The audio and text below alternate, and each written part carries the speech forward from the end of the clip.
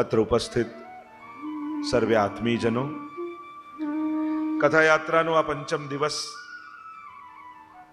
અને શ્રી મહાપ્રભુજીએ બતાવેલા માર્ગ ઉપર એક એક ગ્રંથના સહારે આપણે અગ્રસર થઈ રહ્યા છે. હમે રાસ્તોं की जरूरत नहीं, हमें तेरे पैरों के निशान मिल चुके हैं. આપણે રસ્તા શોધવા ક્યાં નીકળીએ? હા, ગુરુની જે રસ્તે પગલીઓ પડી હોય અને પગલીઓને જોતા જોતા આગળ વધીએ તો ગંતવ્ય સુધી પહોંચી જવાય. બાકી આ બધા જ શાસ્ત્રોમાં ઈશ્વર કેમ મળે, कैसे प्राप्त हो, कैसे हमको सुलभ हो जाए, बड़ा कठिन है. पर હા, આ બધા જ શાસ્ત્રોનું દોહન કરી આપણા ગુરુ શ્રી મહાપ્રભુજી જ્યારે પોતે એ સિદ્ધાંતો પર ચાલતા ચાલતા ઉપદેશોની પગલીઓ પાડતા જાય. મહાજનો યેન ગતસ્સ પંથા. પંથ ક્યાં હૈ? તમે કયા પંથ, તમે કયા રસ્તે ચાલો, કયા માર્ગે ચાલો? યક્ષ પ્રશ્ન મહાભારતમાં આવે ત્યાં યક્ષે પ્રશ્ન કર્યો, કિમ પંથ? પંથ ક્યાં હૈ, કોણ હૈ? માર્ગ કયો? આપણે કઈ પુષ્ટિ માર્ગ, આ માર્ગ, પેલો માર્ગ. પણ માર્ગની વ્યાખ્યા શું? તો કે મહાજનો યેન ગતસ્સ પંથા. જે રસ્તા ઉપર મહાપુરુષો ચાલ્યા હોય એ જ પંથ છે, બાકી બધી તો પગદંડીઓ છે. અને મહાપ્રભુજી શ્રી ગુસાઈજી વલ્લભાખ્યાનમાં એટલે જ ગોપાલદાસજી કહે છે ને, આપ સેવા કરી શીખવે શ્રી હરિ, ભક્તિ પક્ષ વૈભવ સુદ્રઢ કીધો.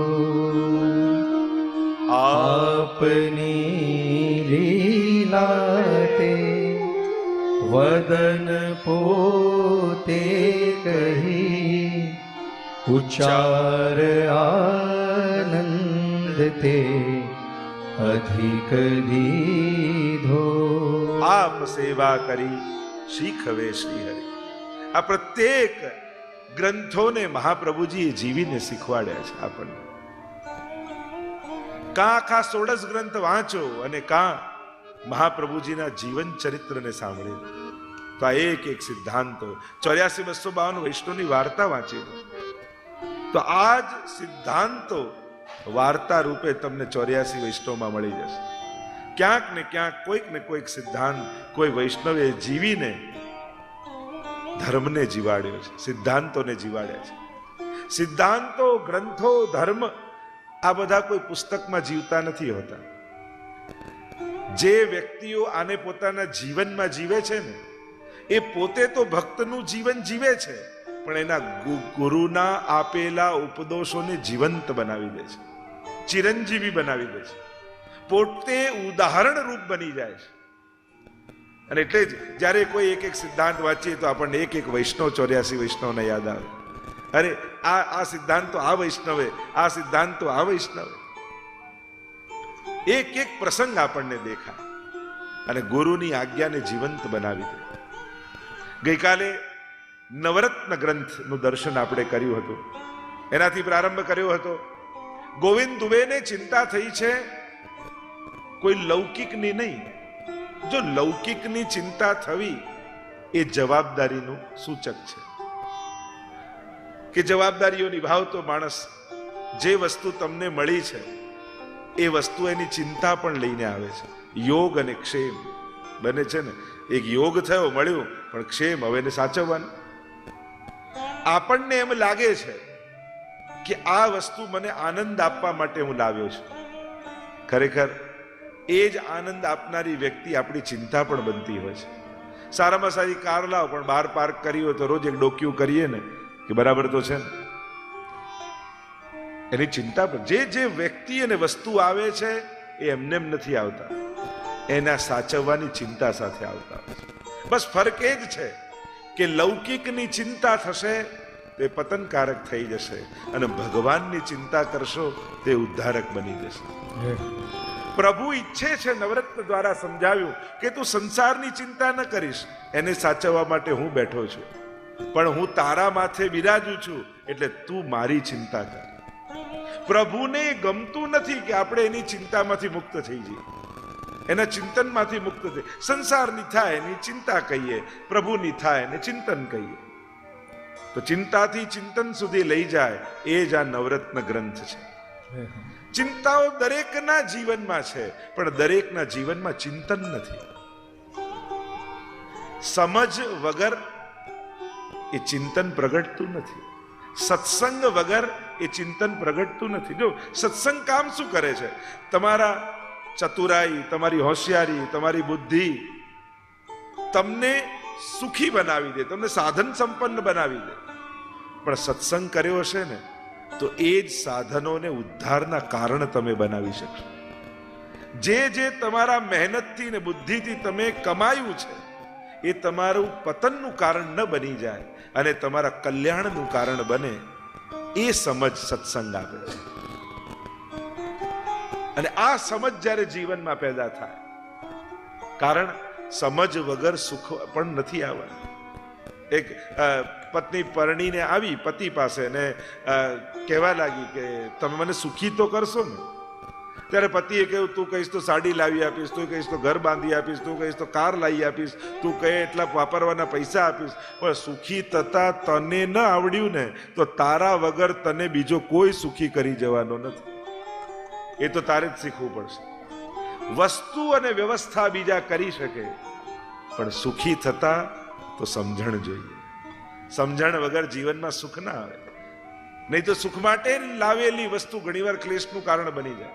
લો આ કલરનું લાયા, મેં તો પેલું કલર કીધું હતું, પેલો બિચારો ઉમળકાથી લાવ્યો. મૂળ વાત એ જ છે. ચિંતામાંથી ચિંતન આ ગ્રંથ આપણને લઈ જાય છે. ગોવિંદ દુબેને લૌકિક ચિંતા નથી, અલૌકિક. ઠાકોરજી, આપણે તો વાર્તા સાહિત્યમાં બી આવે ને કે પેલા બહેને એક સાથે 20 દિવસની સામગ્રી બનાવી દીધી, અને એમ થયું કે 20 દિવસની શાંતિ, રોજ બબ્બે નંગ કરીને ઠાકોરજીને ધરીશ, અને ઠાકોરજી તો ડબ્બો ખોલીને એક જ દિવસમાં આરોગી ગયા. પૂછ્યું વૈષ્ણવે, અરે પ્રભુ આપે શું કર્યું? ઠાકોરજી કહે, જો આ 20 દિવસની શાંતિ કરી લીધી ને મારી ચિંતા નહીં કરે તો તું સંસારની ચિંતા કરીશ. એના કરતા રોજ મારી ચિંતા કરે સારું. કારણ કે ભગવાનથી નિશ્ચિંત થઈ જઈએ તો સંસારની ચિંતાઓ ઘેરી લેશે. સારું નહીં વિચારો તો ખરાબ વિચાર આવવાના જ છે. મન વિચાર વગર તો રહેવાનું જ નથી. અને એટલા માટે શુભ ચિંતાઓ અને શુભ ચિંતનમાં મનને વ્યસ્ત રાખો. અને એમ તો ઘણી વાર કહું, ઘણી ચિંતાઓ તો નસીબ વાળાને જ થાય, દુર્ભાગીને ઘણી ચિંતાઓ ન થાય. કોઈ એમ કે આ ક્યાંય કોઈ આખું એસી ચાલતું નથી ને ઘરમાં સાવ બંધ થઈ ગયું છે, ગરમીના દિવસો છે, અત્યારે કોઈ કારીગર પણ નહીં મળે, કોણ ઠીક કરે? આ 4 ગાડી પડી છે ને ક્યાંય કોઈ ચલાવનારું નથી, મારે જવું છે. આ આટલા દાગીના ઘરમાં પડ્યા છે, બેંક પણ બંધ છે, લોકરમાં ક્યાં? હવે આવી ચિંતા કોને થાય? જેનું એસી વાળું ઘર હોય, 4 કાર હોય, દાગીના ઘરમાં હોય, કોઈ દુર્ભાગીને થાય? જેનું આવું સૌભાગ્ય હોય એને જ આવી ચિંતા થાય. એમ ઠાકોરજીને જગાવવા પડશે, એમના માટે સામગ્રી કરવી પડશે, એમને પહોંચાડવા પડશે, એમની શું વ્યવસ્થા કરું, ક્યાં પધરાવીને જાઉં, આ બધી ચિંતા કોને થાય? સૌભાગ્યશાળીને જ થાય. જેના ઘરે ઠાકોરજી બિરાજતા હોય એને જ આ ચિંતા થાય. જેને નથી એને કોઈ ચિંતા થાય ભગવત સંબંધી? એટલે અમુક ચિંતાઓ ને અમુક વિચારો તો નસીબવાળાને આવતા હોય છે.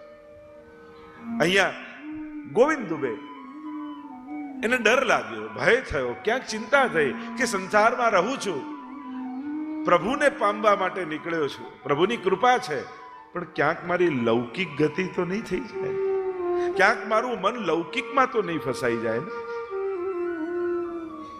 મન ન ભયે 10-20 એક છે. ગોવિંદ સ્વામી આજીની વાર્તામાં જો દીકરી આવી તોય પ્રભુને કીર્તનમાં છે કહ્યું કે પિતાજી મારી જોડે તો વાત કરો, કે બેટા એક મન હતું એ શ્રીનાથજીને સોંપી દીધું, બીજું હોત તો તારામાં ચોક્કસ લગાવે. તારામાં વૈષ્ણવતાનો ભાવ છે, પણ હવે લૌકિક સંબંધનો ભાવ નથી. આ વિચાર લૌકિક ગતિ મારી ન થાય. એટલે વૈષ્ણવે પણ સાવધાન રહેવું કે આપણી ક્યાંક લૌકિક ગતિ ન થઈ જાય, આ મન લૌકિકમાં ન અટવાઈ જાય. અને ત્યારે નવરત્ન ગ્રંથ મહાપ્રભુજી લખીને મોકલાવ્યો. ગઈકાલે જે આપણે દર્શન કર્યું, ચિંતા કાપી ન કાર્ય નિવેદિતાત્મભી કદાપિતિ ભગવાન અપી પુષ્ટિસ્થો ન કરિષ્યતિ લૌકિકીમ ચ ગતિમ. તમારી ક્યારે પણ ઠાકોરજી લૌકિક ગતિ નહીં થવા દે. મહાપ્રભુજીના વચન છે. એટલે જ પ્રભુ જે પ્રભુને શરણાગત થયા છે એ જીવનું પતન પરમાત્મા ક્યારે થવા દેતા નથી. તમને ક્યાંથી ને ક્યાંથી બચાવી લેશે. અરે તમે પાપ કરવા માટે બધું ગોઠવી રાખ્યું હશે ને તો એ ભગવાન તમને સફળ નહીં થવા દે. એ સેકન્ડે નહીં ગમે. જો ઘણીવાર પ્રભુ ન ઈચ્છતા હોય અને છતાંય વ્યક્તિ પાપ માટે પ્રેરાય ને ત્યારે ભગવાન સંજોગો બગાડી નાખતા હોય છે. એવા સંજોગો કરી દે કે તમે પાપ કરવામાં સફળ જ ન થઈ શકો. એ સમય નહીં ગમે, પણ જ્યારે વિચારશો ને ત્યારે એમ થશે, સારું થયું એ દિવસે હું ઘરેથી ન ગયો, સારું થયું એ દિવસે હું સફળ ન થયો. ત્યારે પ્રભુનો આભાર માનજો કે પ્રભુ હું તો મારા મનથી મક્કમ જ હતો, પણ આપે સંજોગો ફેરવી અને મને પાપ કરતા રોકી દીધો. તમે કોઈની જોડે ઝઘડો જ કરવા જવાના હો ને એ દિવસે ટેક્સી જ ના મળે, એ દિવસે તમારો ફોન જ બંધ થઈ જાય. તમને એમ થાય કે આજે જ ફોન નથી ચાલુ. હા, કે ઠાકોરજી નથી ઈચ્છતા કે તું આવું કંઈક બોલે એની જોડે. પ્રભુ નથી ઈચ્છતા કે ક્યાંક તું કોઈની સાથે જઈને ક્લેશ કરે. અને એટલા માટે પ્રભુને કહેજો કે પ્રભુ હું ક્યારેક કંઈ ખોટું કરવા જતો હોઉં તો આપ મારા સંજોગો આપ ફેરવી દેજો. કારણ મને કોઈની વાત સમજમાં આવી કઠિન છે. એ સમય પુણ્ય માટે માણસને ઘણો સમજાવવો પડે અને પાપ માટે ઘણો રોકવો પડે. ઊંધું છે. તો પ્રભુ ક્યારે તમારી લૌકિક ગતિ નહીં થવા દે. કારણ કે પ્રભુ પુષ્ટિ પુરુષોત્તમ છે, કૃપાળુ છે. એ બેઠો રહીને જોતો નહીં રહે કે જોઉં છું, પાપ કરે એટલે ચોપડામાં લખી લઉં, પુણ્ય કરે એટલે લખી લઉં. એ કેવલ હિસાબ કિતાબ લઈને જોનારો નથી, એ તમને બચાવનારો પણ છે, એ તમને અટકાવનારો પણ છે, એ તમને પ્રેરનારો પણ છે. ઉપદેષ્ટા અનુમંતા ચ ભરતા ભોગતા મહેશ્વર, ગીતાજીના શબ્દોમાં કહું તો. એટલે આ પરમાત્મા એવો છે જે કેવલ તમાશો જોતો નહીં રહે કે તું શું કરે છે એ પ્રમાણે તને ફળ આપું. એ તમારા પક્ષે આવીને ઉભો રહેશે, ખોટું કરતા રોકશે, સારા કરવામાં પ્રેરણા આપશે. આવા પરમાત્માની શરણમાં આપ ગયા છે. બીજા શ્લોકમાં મહાપ્રભુજી સમજાવે, નિવેદનમ તુ સ્મર્તવ્યમ સર્વથા તાદૃશૈ જનૈઃ સર્વેશ્વરશ્ચ સર્વાત્મા નિજેચ્છાતઃ કરિષ્યતિ. સદાય વૈષ્ણવે લૌકિક ગતિ ન થઈ જાય એના માટે શું કરવું? તો કે ભગવદી વૈષ્ણવ સાથે શરણાગતિનું સ્મરણ કરવું, નિવેદનનું સ્મરણ કરવું. જે તુલસી દલ લઈને ઠાકોરજી આગળ તમે જે વચનો બોલ્યા છે કે આજ સુધી જે કાંઈ પણ મેં મારું માન્યું છે એ આત્મા સહિત હું આપને સમર્પિત થાઉં છું. હે કૃષ્ણ, હું આપનો છું. આ જે નિવેદન કર્યું છે તમે બ્રહ્મ સંબંધ સમયે એક ક્ષણને ભૂલતા નહીં. જો જીવનમાં યાદ રાખવાની ક્ષણ કઈ, તમે જીવનમાં ઘણા નિર્ણયો લીધા હશે, ડિસિઝન લીધા હશે, અને બહુ મહત્વના નિર્ણયો પણ લીધા હશે. પણ એક આધ્યાત્મિક વ્યક્તિ તરીકે જો વિચાર કરું તો એમ થાય કે જીવનનો તમે ઘણા બધા મહત્વના નિર્ણય લીધા હશે, પણ તમારા સૌથી મહત્વનું ડિસિઝન કયું હતું કે જે દિવસે હાથમાં તુલસીજી લઈ તમે ભગવાનને કહ્યું કે હે કૃષ્ણ, હું તારો છું. આ વચન જ્યારે તમે ઠાકોરજી આગળ બોલ્યા એ દિવસથી ભગવાને તમારો હાથ પકડી લીધો. આ બહુ જ મોટું મને મહત્વનું જીવનનું તમારું કમિટમેન્ટ હતું. આપણે ક્ષણોને ભૂલી જઈએ, આ બ્રહ્મ સંબંધ લીધું ને બધાએ લીધું, મેં લઈ આવ્યો, હું લઈ આવ્યો. ના, આ ઘટના નાની નહોતી. તમે જીવનમાં ભગવાનને આપેલો વાયદાનો દિવસ હતો. વચનનો દિવસ હતો કે શું બોલ્યા હતા પ્રભુ આગળ યાદ કરો. લૌકિક લોકો ભૂલવવાની કોશિશ કરશે. નિવેદનમ તો સ્મર્તવ્યમ સર્વથા તાદૃશી ભગવદીય જનો પાસે જાઓ.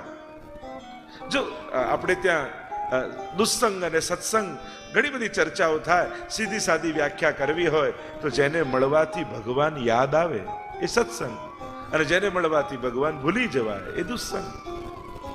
સરળ વ્યાખ્યા છે.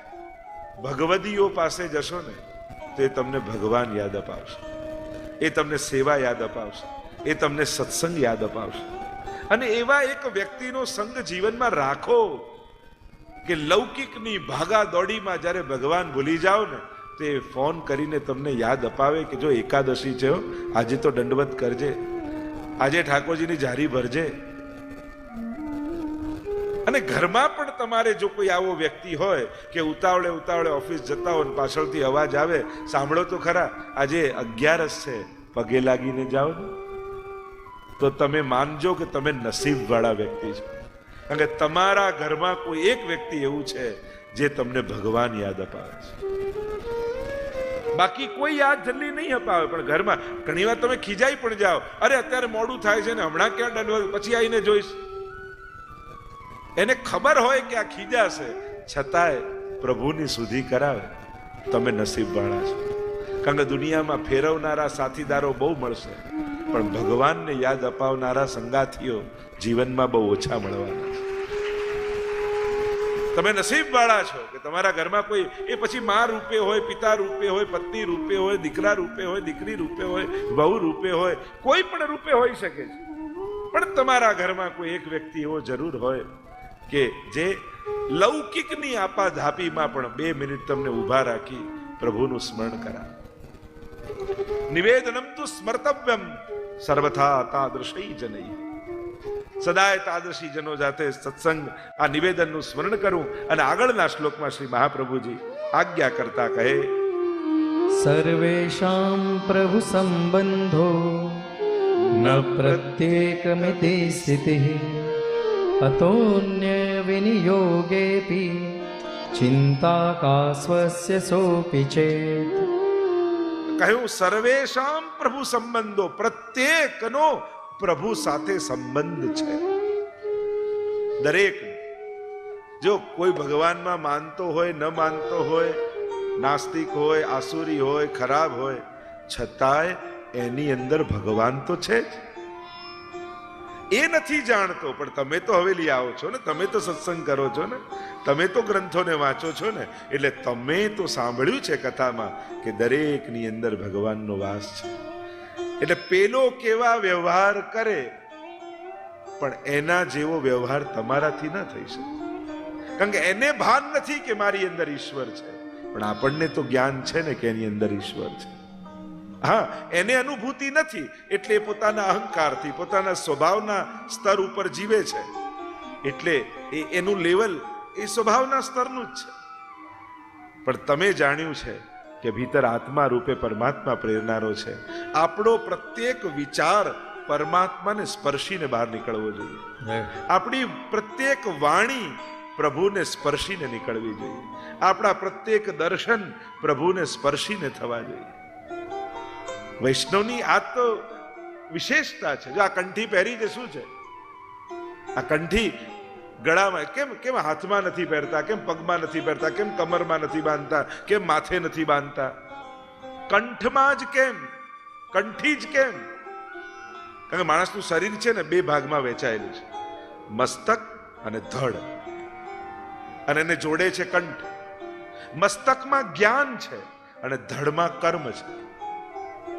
અને કર્મ અને જ્ઞાન આ બંને ભક્તિમય રહે એટલે ભક્તિ રૂપી કંઠ છે, અને એટલે કંઠમાં પહેરવામાં આવે છે કે તમારી મસ્તિષ્કમાં પ્રત્યેક વિચાર પણ આ તુલસીજીને સ્પર્શીને પ્રભુ રૂપ કંઠીને અડીને જાય, અને શરીરથી થતા પ્રત્યેક કર્મો પણ આ કંઠી રૂપ પરમાત્માને સ્પર્શીને જાય. અરે એક પથ્થરમાં રામ લખવાથી પથ્થર તરી જતો હોય, તો જેના ગળામાં ગુરુએ કંઠી પહેરાવી હોય એના તરી જવામાં ક્યાં આશ્ચર્ય છે? જેને મંત્રની દીક્ષા આપીને કંઠી ધારણ કરાવી હોય એનું તો તરવું નિશ્ચિત છે. ગુરુજીના નામની રે માળા છે ડોકમાં, વલ્લભના નામની રે માળા છે ડોકમાં, ગુરુજીના નામની રે માળા છે ડોકમાં, વલ્લભના નામની રે માળા છે ડોકમાં. જૂઠું બોલાય નહીં, ખોટું કરાય નહીં, જૂઠું બોલાય નહીં, ખોટું કરાય નહીં, કોઈનું લેવાય નહીં રે માળા છે ડોકમાં. કોઈનું લેવાય નહીં રે માળા છે ડોકમાં. મને આખું આવડતું નથી, આ તો એકદમ વિચાર આવેલો ગાઈ દીધું. પણ એ કંઠી પહેરાવી છે ગુરુદેવે, એની જોડે બંધાયા છે. અને એટલા માટે મહાપ્રભુજી આજ્ઞા કે સર્વેશામ પ્રભુ સંબંધો, પ્રત્યેકનો પરમાત્મા સાથે સંબંધ છે. હા, આપણે કમિટમેન્ટ કરીએ છીએ અવેરનેસ સાથે, બાકી આદિ સંબંધ બધાનો પરમાત્મા સાથે અંશ અને અંશીનો સંબંધ તો છે જ. મમય વાંશો જીવ લોકે જીવ ભૂત સનાતન, ગીતાજી.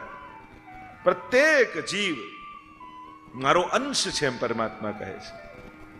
પણ આપણે બ્રહ્મ સંબંધ દ્વારા કેવો સંબંધ જોડીએ છીએ? અંશ અને અંશીનો તો અનાદિ છે, પણ બ્રહ્મ સંબંધ દ્વારા સર્વ ભાવનો સંબંધ જોડીએ છીએ.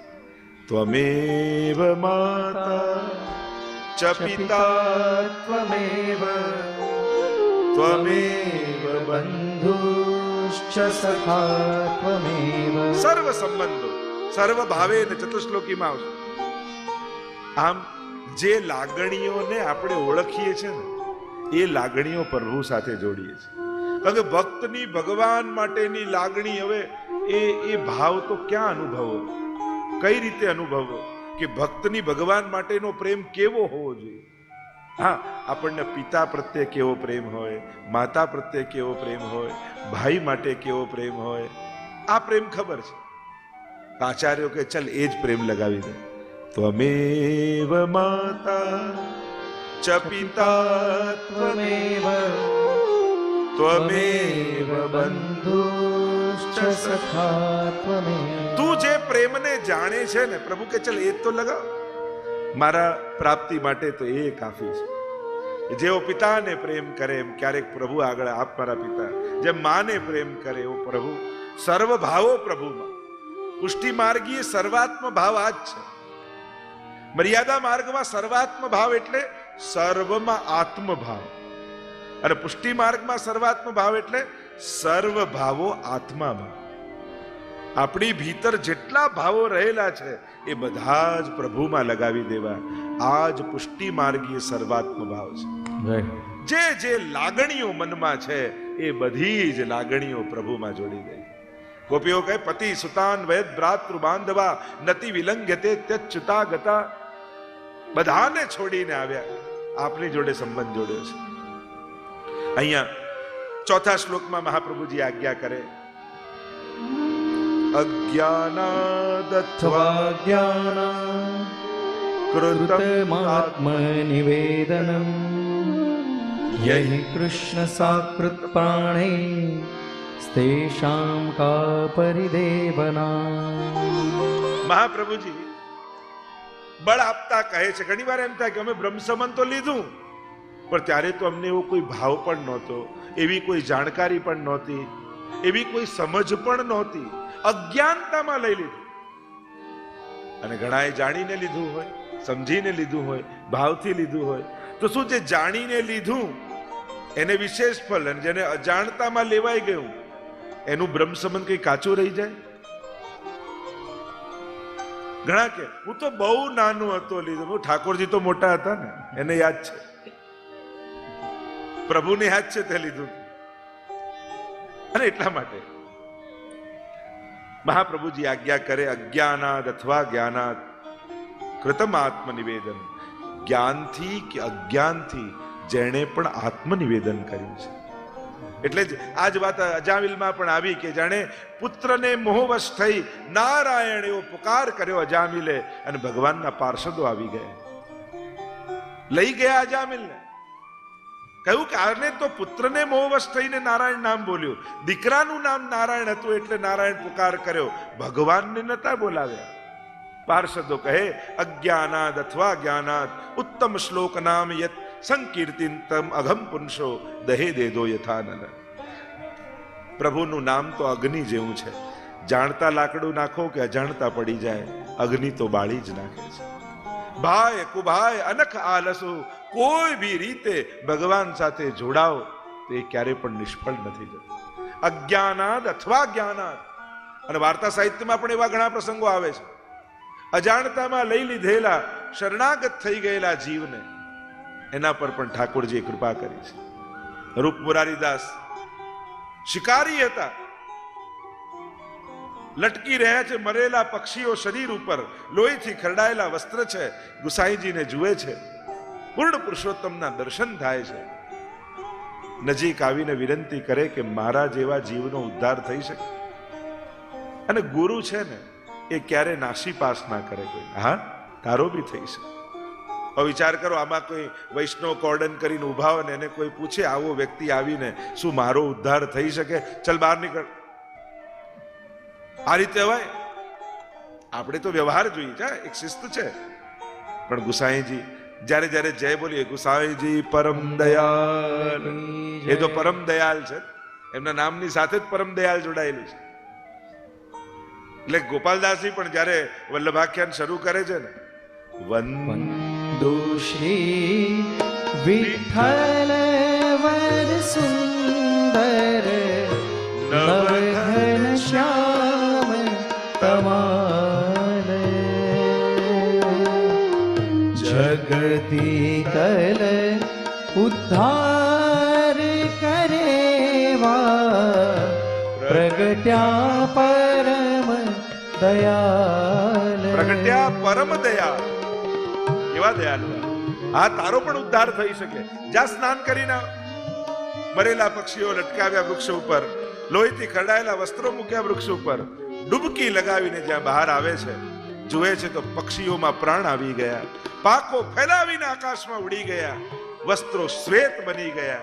અને જોતા જ રૂપ મરારીને થયું, શરણે જવાનો સંકલ્પ કર્યો અને મારા અપરાધો પક્ષી રૂપે મને છોડીને ઉડી ગયા.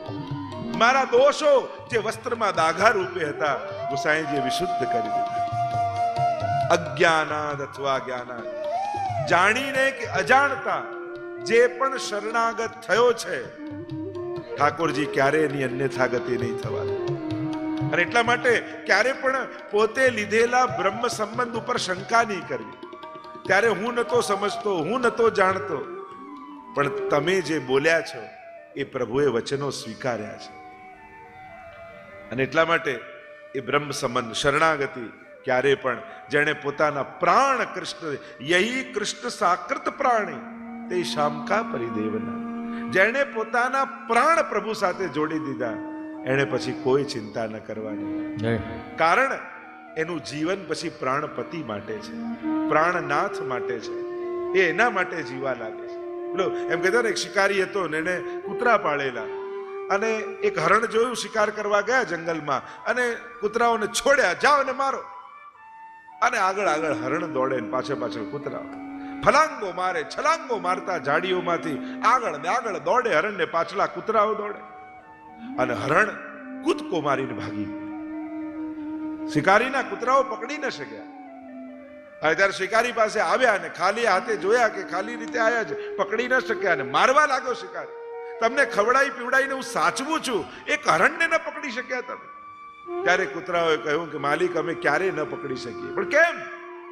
કૂતરાઓએ કહ્યું કે માલિક, અમે પેટ માટે દોડતા હતા અને એ પ્રાણ માટે દોડતો હતો. જે પ્રાણ માટે દોડતો હોય એને પેટ વાળો ક્યારેય ન પકડી શકે. તો જે પ્રાણપતિ માટે જીવે છે એને પેટ વાળો ક્યાં પકડવાનો?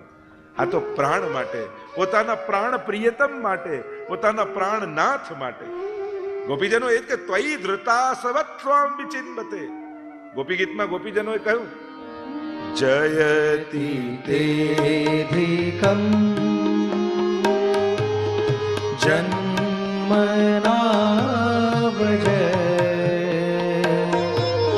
શ્રયત ઇન્દિરા શશ્વદત્રહી દયિત દ્રશ્યતા દીક્ષુતાવકા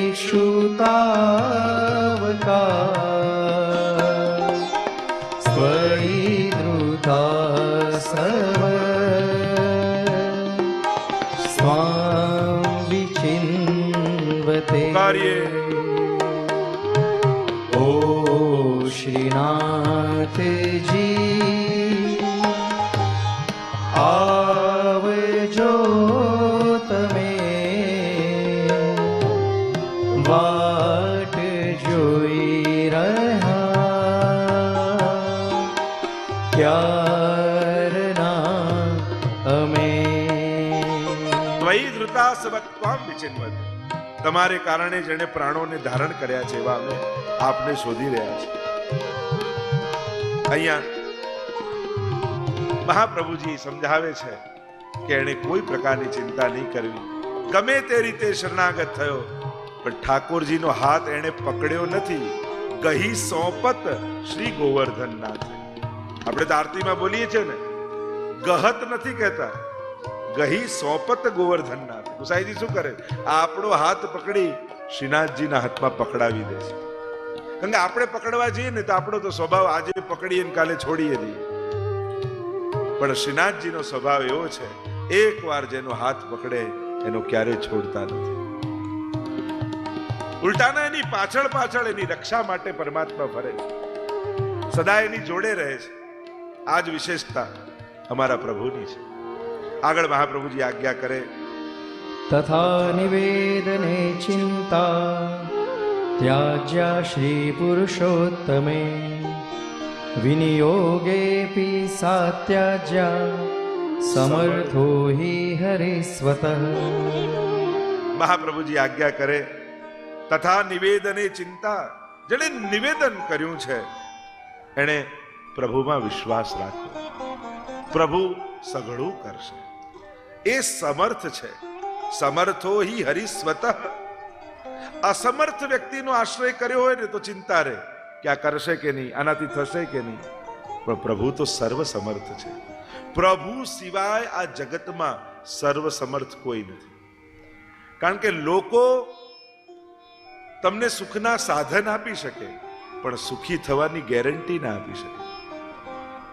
અને પરમાત્મા કદાચ સુખના સાધન ન આપે તો એ સુખી થવાની ગેરંટી આપે છે. વ્યક્તિ પાપ કરતા રોકી શકે પણ ભગવાન તો કરેલા પાપોને ક્ષમાય આપી શકે. દુનિયાનો કોઈ વ્યક્તિ આપણે જે પાપ કર્યા એમાંથી ઉગારી ન શકે. નવા પાપ કરતા કોઈ રોકી લે પણ જે થઈ ગયા આપણે કર્મ તો ભોગવવું જ પડે ના. ભગવાન છોડાવી શકે. સ્વયં ગીતાજીમાં ભગવાન અહમ ત્વા સર્વ પાપે ભ્યો મોક્ષયિષ્યામિ મા શુચ. હું તારા બધા પાપોમાંથી તને મુક્ત કરીશ. પ્રભુ છોડાવી શકે છે. એટલે કોઈ એમ કહેતું હોય કે કરેલા કર્મો ભોગવવા જ પડે, એ શાસ્ત્રોક્ત રીતે સાચી વાત નથી. તમે ગીતાજી કે ભાગવતજીનું અધ્યયન કરો, એ જ ગીતાજી જેમાં કર્મના સિદ્ધાંત ઉપર પરમાત્મા આટલો ભાર આપે છે એમાં જ છૂટવાના રસ્તા બતાવે છે. જેમ કે કર્મ તો ભોગવવા જ પડે, ત્યાં જ પરમાત્મા એમ કહે છે કે છૂટી પણ શકાય છે. જે ગીતાજીમાં ભગવાન એમ કે ધર્મ સંસ્થાપનાર્થાય સંભવામી, ધર્મની સ્થાપના માટે આવું છું, ત્યાં જ ગીતાજીમાં ભગવાન એમ પણ કહે છે સર્વ ધર્માન પરિત્યજ્ય મામ એકમ શરણમ વ્રજ. તો ગીતાજી તો બહુ ગહન વિષય છે, પણ પરમાત્મા રસ્તો કાઢી શકે છે, પરમાત્મા છોડાવી શકે છે. એ કારણ કે સર્વ સમર્થ છે. સમર્થ વ્યક્તિ દુનિયાના પોતાના સામર્થ્ય પ્રમાણે મદદ કરી શકે. અને પ્રભુ જ્યારે પોતાના સામર્થ્ય પ્રમાણે મદદ ન કરે પણ જીવને પોતાનું સામર્થ્ય આપી દે, એ જીવની ભીતર તાદૃશી જીવ બની જાય ને, ભગવાન જેવો થઈ જાય, એના જેવો સર્વ સમર્થ થઈ જાય. એટલે તો વાર્તા પ્રસંગોમાં આપણે છે મંત્રી જલ છાંટ્યું ને ઊભા થઈ ગયા, મરેલો જીવ જીવિત થઈ જાય, આશીર્વાદ આપ્યા અને બાળક થઈ ગયું, આશીર્વાદ આપ્યા અને ધન વૈભવ, કેટલા પ્રસંગો એવા જોવા મળે. એ પ્રભુનું સામર્થ્ય છે. અને એટલા માટે મહાપ્રભુજી સમજાવે છે કે એકવાર નિવેદન જેણે પ્રભુને કર્યું છે એને કોઈ પ્રકારની ચિંતા કરવી નહીં, કારણ કે એની જોડે એનું કાર્ય કરવા ભગવાન બિરાજે છે. ભગવાનને કહેવાની જરૂર નથી, ભગવાન પર વિશ્વાસ રાખવાની જરૂર છે. માણસને જઈને 4 વાર કહેવું પડે તો એક વાર આપણું કામ થાય. ભગવાનને કહેવાની જરૂર જ નથી, એના પર તો ભરોસો રાખવાની. દ્રઢઈને ચરણન કેરો ભરોસો, બસ ભરોસો રાખો, તમારા કાર્યો થતા જ જશે. તમે આશ્ચર્ય કરશો, મેં તો ક્યારે પ્રભુને કહ્યું જ નથી, છતાંય પ્રભુ બધા જ કાર્યો કરે છે. મેરા આપકી कृपा से સબ કામ हो रहा है, मेरा आपकी कृपा से सब काम हो रहा है. करते हो तुम कन्हैया, मेरा नाम हो रहा है. करते हो तुम कन्हैया, मेरा नाम हो रहा है. मेरा आपकी कृपा से सब काम हो रहा है. मेरा आपकी कृपा से सब काम हो रहा है. એને ખબર છે ક્યારે કોને શું આપવું, એ બધું જ જાણે છે. એની આગળ માંગવાની જરૂર. આગળ વિવેક દરિયાશ્રયમાં તો મહાપ્રભુજી કહેશે, પ્રાર્થિત એવા તતક્કિમ સ્યાત સ્વામ્યાભિપ્રાય સંશયાત. અરે માંગવાથી પણ શું, એને ખબર નથી કે શું, એ તો જાણે જ છે. એને આપણા કરતા આપણા હિતની વધારે ખબર છે. એ બધું જ કરવા બેઠો છે, તમને સાથ આપવા બેઠો છે, તમારા કાર્યો કરવા બેઠો છે, કહેવાની જરૂર નથી. અને એટલા માટે પરમાત્માની પાસે જઈએ તો કલ્પ વૃક્ષ છે, વિચારો અને મનોરથો પૂરા થઈ જાય. हो पतवार के बिना ही मेरी नाव चल रही है. हैरान है जमाना, हर चीज मिल रही है. करता नहीं मैं कुछ भी, सब काम हो रहा है. मेरा आपकी कृपा से सब काम हो रहा है. મહાપ્રભુજી આજ્ઞા કરે, જેણે સમર્પણ કર્યું છે એનું સઘળું કરનારો પરમાત્મા છે. એને નિશ્ચિંત થઈ જયું. પણ એક વાત ચોક્કસ છે, આગળના શ્લોકમાં મહાપ્રભુજી આજ્ઞા કરે છે, લોકે સ્વાસ્થ્યમ તથા વેદે હરિસ્તુ ન કરિષ્યતિ પુષ્ટિ માર્ગ સ્થિતો યસ્માત સાક્ષીણો ભવતા કિલા. સુંદર વાતને સમજાવતા મહાપ્રભુજી કેવી સુંદર ફિલોસોફી સમજાવી રહ્યા છે કે પ્રભુ શ્રી હરિ લૌકિક કાર્યોમાં અને વૈદિક કાર્યોમાં ક્યારે પણ સ્થિરતા નહીં કરે, સ્વસ્થતા નહીં કરે. એટલે કે ઠાકોરજી તમને લૌકિકમાં રાખશે, સુખમાં રાખશે, પણ લૌકિક તમારી અંદર નહીં આવવા. જો પાણીમાં નાવ હોય બરાબર છે, પણ નાવમાં પાણી આવી જાય તો નાવ ડૂબી જાય. લૌકિકમાં રહીએ બરાબર છે.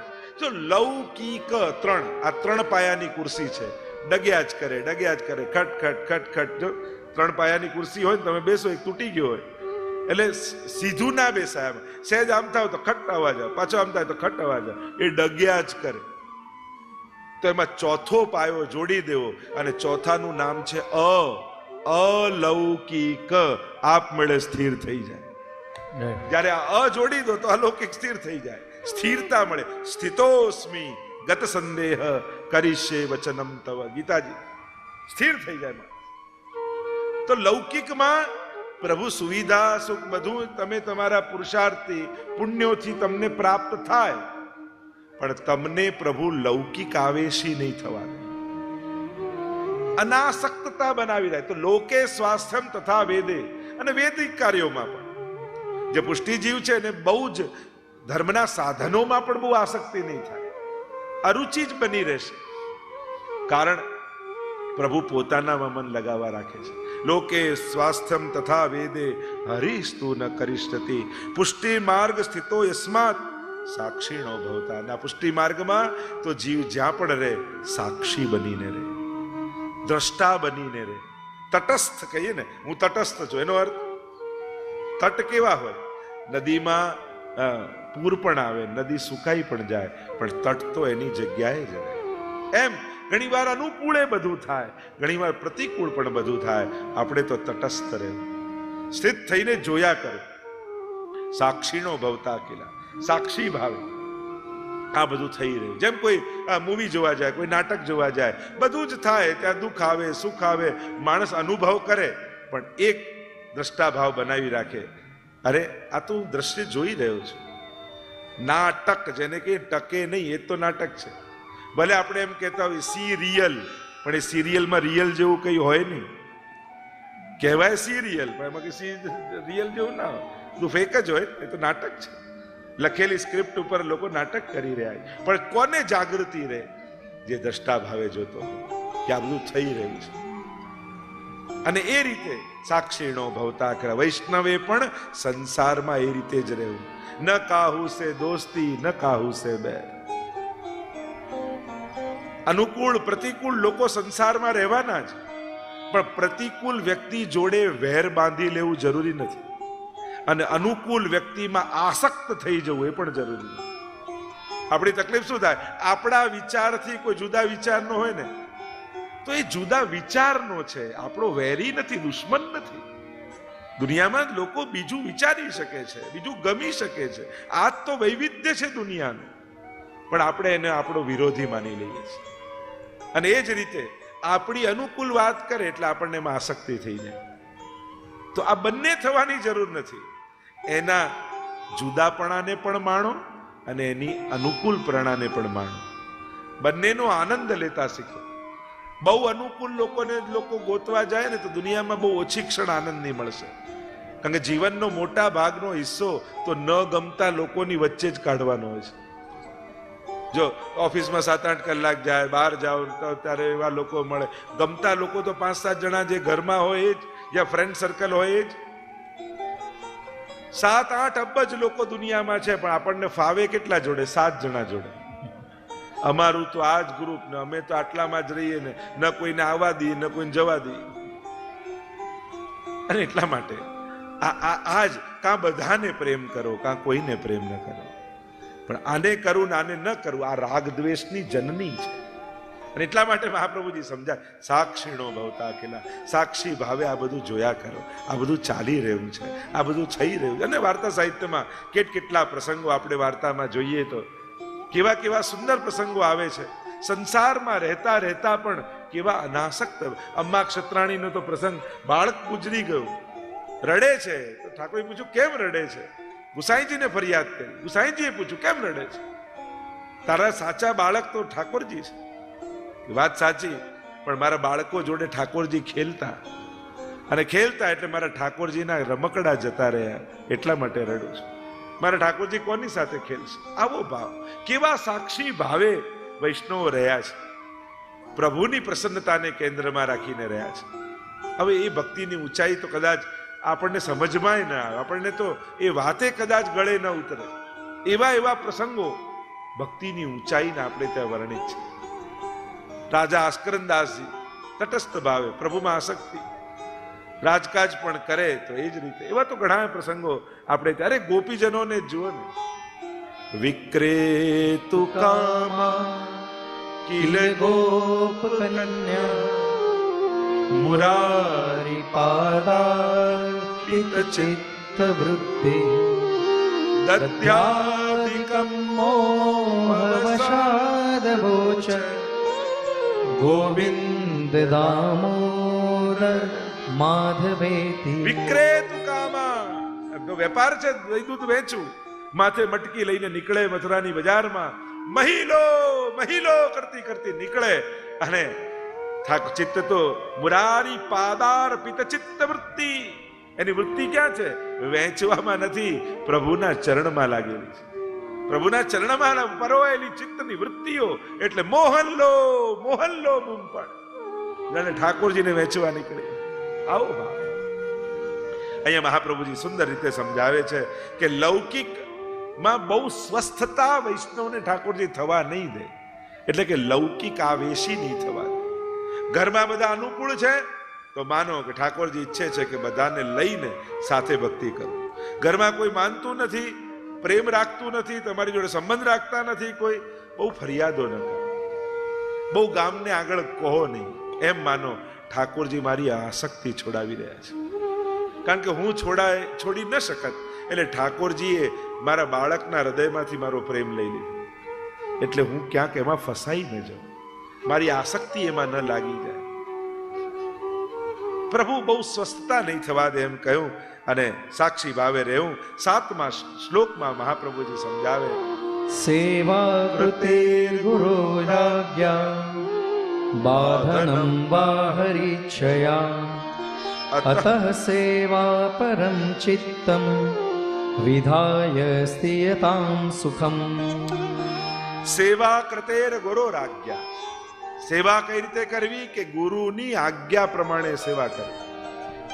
સેવા મનોકલ્પિત રીતે ન થાય, સેવા મને આમ ગમે ને આમ નથી ગમતું એ રીતે ન થાય. સેવાનું પહેલું વિધાન છે સેવા કૃતેર ગુરુરાજ્ઞા. ગુરુજનોની, આપણા બધાના ગુરુ તો મહાપ્રભુજી જ છે. સર્વોત્તમ સ્તોત્રમાં ગુરુવે નમઃ એમ કહીને ગુસાઈજીએ કહ્યું આ માર્ગના ગુરુ શ્રી મહાપ્રભુજી છે. તો મહાપ્રભુજીની આજ્ઞા પ્રમાણે સેવા કરે. સેવા કૃતેર ગુરુરાજ્ઞા બાધનમ બાહરીચ્છયા. પણ ઠાકોરજી પ્રગટ થઈને તમને અનુભવ કરાવે અને કોઈ વિપરીત આજ્ઞા કરે કે ના મારે તો આજે આ જ આરોગવું છે, તો પછી ઠાકોરજીની આજ્ઞા પ્રમાણે કરો. પણ બે પ્રકારની પ્રભુની આજ્ઞા. એક, ઠાકોરજી જ્યારે તમને કોઈ સ્વપ્નમાં કે સંકેતમાં આજ્ઞા કરે પણ એમાં તમારા ફાયદાની વાત હોય તો એ આજ્ઞાને પરીક્ષાર્થ જાણવી કે ઠાકોરજી અત્યારે મારી પરીક્ષા કરી રહ્યા છે. અને પ્રભુની જે આજ્ઞામાં પ્રભુના સુખની વાત હોય તો એ આજ્ઞાને કૃપાર્થ જાણવી કે ઠાકોરજીએ કૃપા કરી અને એમના સુખની વાત કરી, મને નિમિત્ત બનાવીને પોતાના સુખનું કામ કરાવ્યું, એને કૃપાર્થ જાણે. આપણે ત્યાં રામદાસની વાર્તા આવે ને કે ઠાકોરજીને પંખો કરવાની આજ્ઞા મહાપ્રભુજીએ કરી કે રાજભોગ આરોગતા હોય પ્રભુ ત્યારે એમને બહુ ગરમી લાગે તો એમ કરો રામદાસ, તમે ઉભા રહો ને પંખો કરજો, પણ એક વાત યાદ રાખજો, આંખો બંધ કરીને પંખો કરજો, કારણ કે આ લીલા જોવાનો અધિકાર આપણો નથી. અને રોજ પંખો કરે પણ આંખ બંધ કરીને કરે. ઠાકોરજી નટખટ પરીક્ષા કરી, રામદાસ જો કેવી સુંદર લીલા હું કરી રહ્યો છું, રાજભોગ સામે છે અને હું આરોગી રહ્યો છું, બધા ભોગ ધરીને ટેરો બંધ કરીને નીકળી જાય, તું એક એવો છું કે જેને અંદર રહેવાની આજ્ઞા મળી છે, એમ કર, આંખ ખોલ, આંખ ખોલ અને મારે આરોગતી લીલાના દર્શન કર. અને જ્યાં ઠાકોરજી આમ કહ્યું ત્યાં બે હાથ જોડીને દંડવત કર્યા, આંખો બંધ કરીને પંખો કરતા અને કહ્યું પ્રભુ હું દર્શન કરું એમાં મારું સુખ છે, આપને શું સુખ થાય? મારા ગુરુદેવની આજ્ઞા નથી અને એટલા માટે હું આંખ નહીં ખોલું. અને જ્યારે આ કહ્યું ત્યારે ઠાકોરજી ખૂબ પ્રસન્ન થયા. તે સાચા અર્થમાં પુષ્ટિ માર્ગને હૃદયમાં ઉતાર્યો છે, કારણ કે હું તો વલ્લભની આજ્ઞાથી જ બંધાયેલો છું. ગુરુ આજ્ઞા મેં નિષ્દિન દઈ, આપણે ગાતા હોય ગુરુ આજ્ઞા મેં નિષ્દિન રહીએ, ગુરુ આજ્ञा में निस्दिन रहे, जो गुरु चाहे सोई सोई करिए, जो गुरु चाहे सोई सोई करिए, गुरु आज्ञा में जिस दिन रही સેવા કૃતેર ગુરુ રાજ્યા. गुरु મહાપ્રભુજીના એક એક ચરિત્રોમાં તમે જુઓ, દમલાજી મહાપ્રભુજીને આવતા જોયા, કૂદી પડ્યા અગાસી, બીજા પહેલા માળેથી સીધા ચરણ. પદ્મનાભદાસજી એક એક એક એક કૃષ્ણદાસ મેઘન એક એક વાર્તા પ્રસંગ તમે જુઓ. શ્રી મહાપ્રભુજીની આજ્ઞામાં રહી અને જીવનને કૃતાર્થ કર્યું છે. સેવા કૃતેર ગુરુ રાજ્યા. અને એટલા માટે તમે જે આજ્ઞા લીધી કે હું મિશ્રી ભોગ ધરીશ, દૂધઘર ધરીશ, એ પ્રમાણે જ કર. ક્યારેક મૂડ આવ્યો ત્યારે સકડી ધરી દીધી, ક્યારેક મૂડ આવ્યો ત્યારે અનસકડી ધરી. આવું નહીં. મૂડ પ્રમાણે સેવા ન થાય, આજ્ઞા પ્રમાણે સેવા થાય. કારણ કે મૂડનો તો શું ભરોસો? એમ થાય આજે 56 ભોગ ધરું, કાલે એમ થાય આજે મિશ્રી ધરીએ તો ચાલે, એક સાથે બંટો ભરી દઈએ તો ચાલે. આજે મૂડ નથી, તો મૂડમાં તો આવું થાય. અને એટલા માટે મૂડ પ્રમાણે સેવા નથી થતી, આજ્ઞા પ્રમાણે. આજે ભાલે સેવા કરવાનું મારું મન નથી, પણ મારા ગુરુની આજ્ઞા છે કે રોજ સેવા કરજે, અને એટલા માટે હું સેવામાં બેઠો છું. આજ્ઞા તો પ્રભુ સાથે આપણને જોડી રાખે છે, પકડી રાખે છે, બાંધી રાખે છે. આજ્ઞા એ કોઈ આપણું બંધન નથી કે આ વારે ઘડીએ ગુરુજનોને પૂછવા શું જવાનું. આ કોઈને બાંધમાં રાખવા માટે નથી, પણ તમારી સેવા અને સત્સંગ ન છૂટી જાય એના માટે આજ્ઞા છે. કે મન ક્યારેક ક્યાં કઈ તરફ ભાગે કોને ખબર, પણ ગુરુની આજ્ઞાની ખીટીમાં મનને બાંધી રાખીએ ને તો પ્રભુ સાથે જોડાયેલું. એટલા માટે આજ્ઞા છે. સેવા કૃતેર ગુરુ આજ્ઞા બાધનમ વા હરિચ્છયા અત સેવા પરમ ચિત્તમ વિધાય સ્થિયતામ સુખમ. અને એટલા માટે ચિત્તને સદાય પ્રભુની સેવાને પરાયણ રાખવું. આ મન સદાય ઠાકોરજીના ચરણોમાં રાખવું. પ્રભુની સેવાનો જ વિચાર આ ચિત્ત કરતું રહે તો જ આ જીવનને બંધનમાંથી મુક્ત કરી શકાય. 8મા શ્લોકમાં મહાપ્રભુજી આજ્ઞા કરે, चित्तोद्वेगं विधायापि हरिर्यद्यत् करिष्यति तथैव तस्य लीलेति मत्वा चिंतां धृत्यं त्यजेत्. ઉદ્વેગ મનમાં થાય બહુ સહજ છે. મનને ચિંતા ન થાય એવું સંભવ નથી, સહજ છે, બહુ સ્વાભાવિક છે. મન ભટકે, ચંચળ છે મન, અને બધા જ શાસ્ત્રોએ કહ્યું ચંચલમ ઈ મન, કૃષ્ણ ગીતાજીમાં પણ કહ્યું. અને એ જ એનું સ્વાસ્થ્યપણું છે. ચંચલતા છે. શાંત મન તો બે જણાનું હોય, કાં બહુ મોટો યોગી હોય એ, અને કાં કોઈ બહુ મોટા ડિપ્રેશનમાં હોય કે જેને કોઈ ઈચ્છા જ ન થાય. આપણે કઈ બહાર તો નીકળ, અહીંયા તો આવ, કંઈ કરીને ઉમંગ જગાવવો પડે. ચંચળતા એ જ એનું સ્વાસ્થ્ય છે. અને એટલા માટે જેમ બાળક છે ચંચળ છે, હવે એને તમે એમ ઈચ્છો કે 3 કલાક કથામાં બેસે, હવે આટલું 2-5 વર્ષનું બાળક, એટલે તમારા ભાઈઓ બહેનો બાળકોનો જુદો ઝોન બનાવીને એમને રાખે છે કે મા બાપ સાંભળી શકે. તો બાળક ચંચળ છે, સ્વાભાવિક છે. એને તમે શાંત ન, હા, એને બીજા કામમાં લગાડી શકો. આ મન પણ એવું છે, નાની નાની વાતમાં એને ઉદ્વેગ થવાનો. ચિત્તોદ્વેગમ વિધાય આપી. જો મનમાં હજી ઉદ્વેગ થાય, સેવા કરતા હો, સત્સંગ કરતા હો, પ્રભુ મન રાખો, છતાંય વારે ઘડીએ ઉદ્વેગ રહેતો જ હોય, તો હરિ યદ્યત કરિષ્યતિ, તો પછી દરેક વસ્તુના કરતા ભગવાનને માનો. આ જે કંઈ પણ થયું ને, આ મને ન ગમ્યું એ પણ ઠાકોરજીએ કર્યું, અને મને ગમ્યું એ પણ ઠાકોરજીએ કર્યું.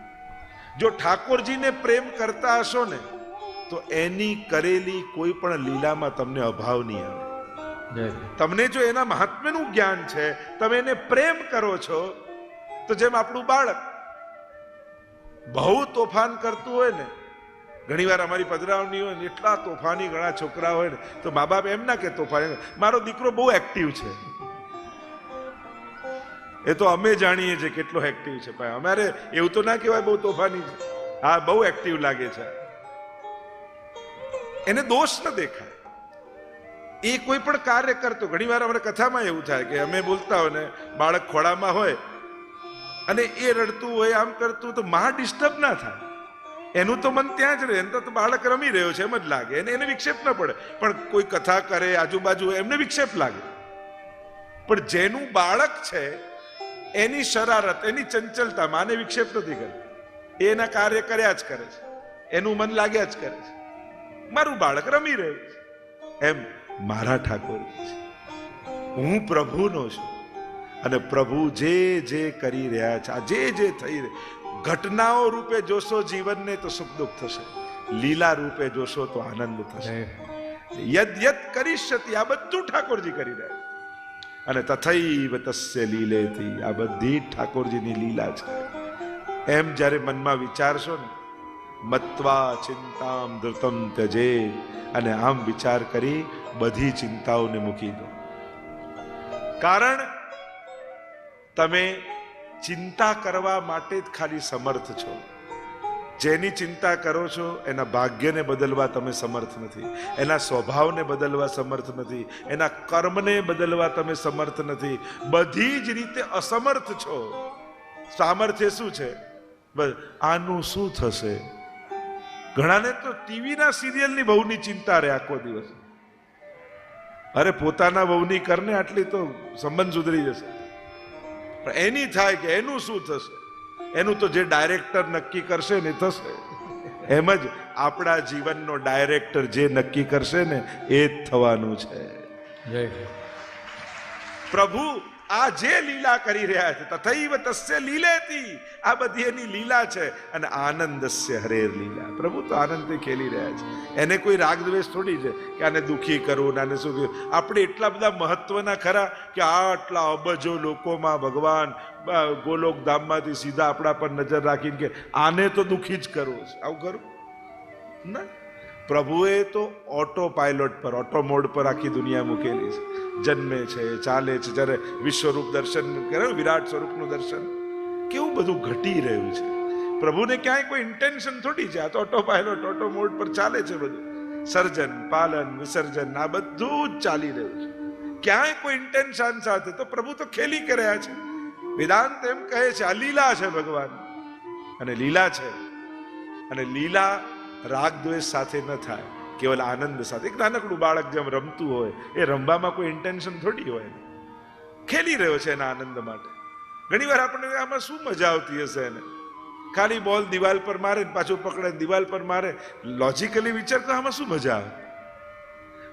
એ તમને મજા, તમે જ મોટા થઈ જાઓ, જ્યારે 50 વર્ષના થઈ જાઓ અને 5 વર્ષના બાળકને દિવાલ પર મારીને રમતા જો, તમને આમાં શું આને મજા આવતી હશે. પણ તમે નાના હતા ને ત્યારે તમને આમાં જ મજા આવતી. સંજોગ બદલાયા, સમજ બદલાઈ, એટલે પછી એમાંથી રસ ઉડી ગયો. જો દરેક જીવનમાં માણસના સ્ટેજ ઉપર દરેક એ જ વાત હોય, પણ જેમ જેમ સ્ટેજીસ જાય એમ વાત બદલાઈ જાય. પેલા સાહિત્યકારોને એમ કહે ને કે પેલો છોકરો આવે, નાનકડો 5 વર્ષનો છોકરો, મમ્મીને કહે મમ્મા આઈ લવ યુ. અચ્છા બતાવો કઈ ચોકલેટ જોઈએ તને. છોકરું કહી દે ને કે આ બધું કરવાની શું જરૂર છે.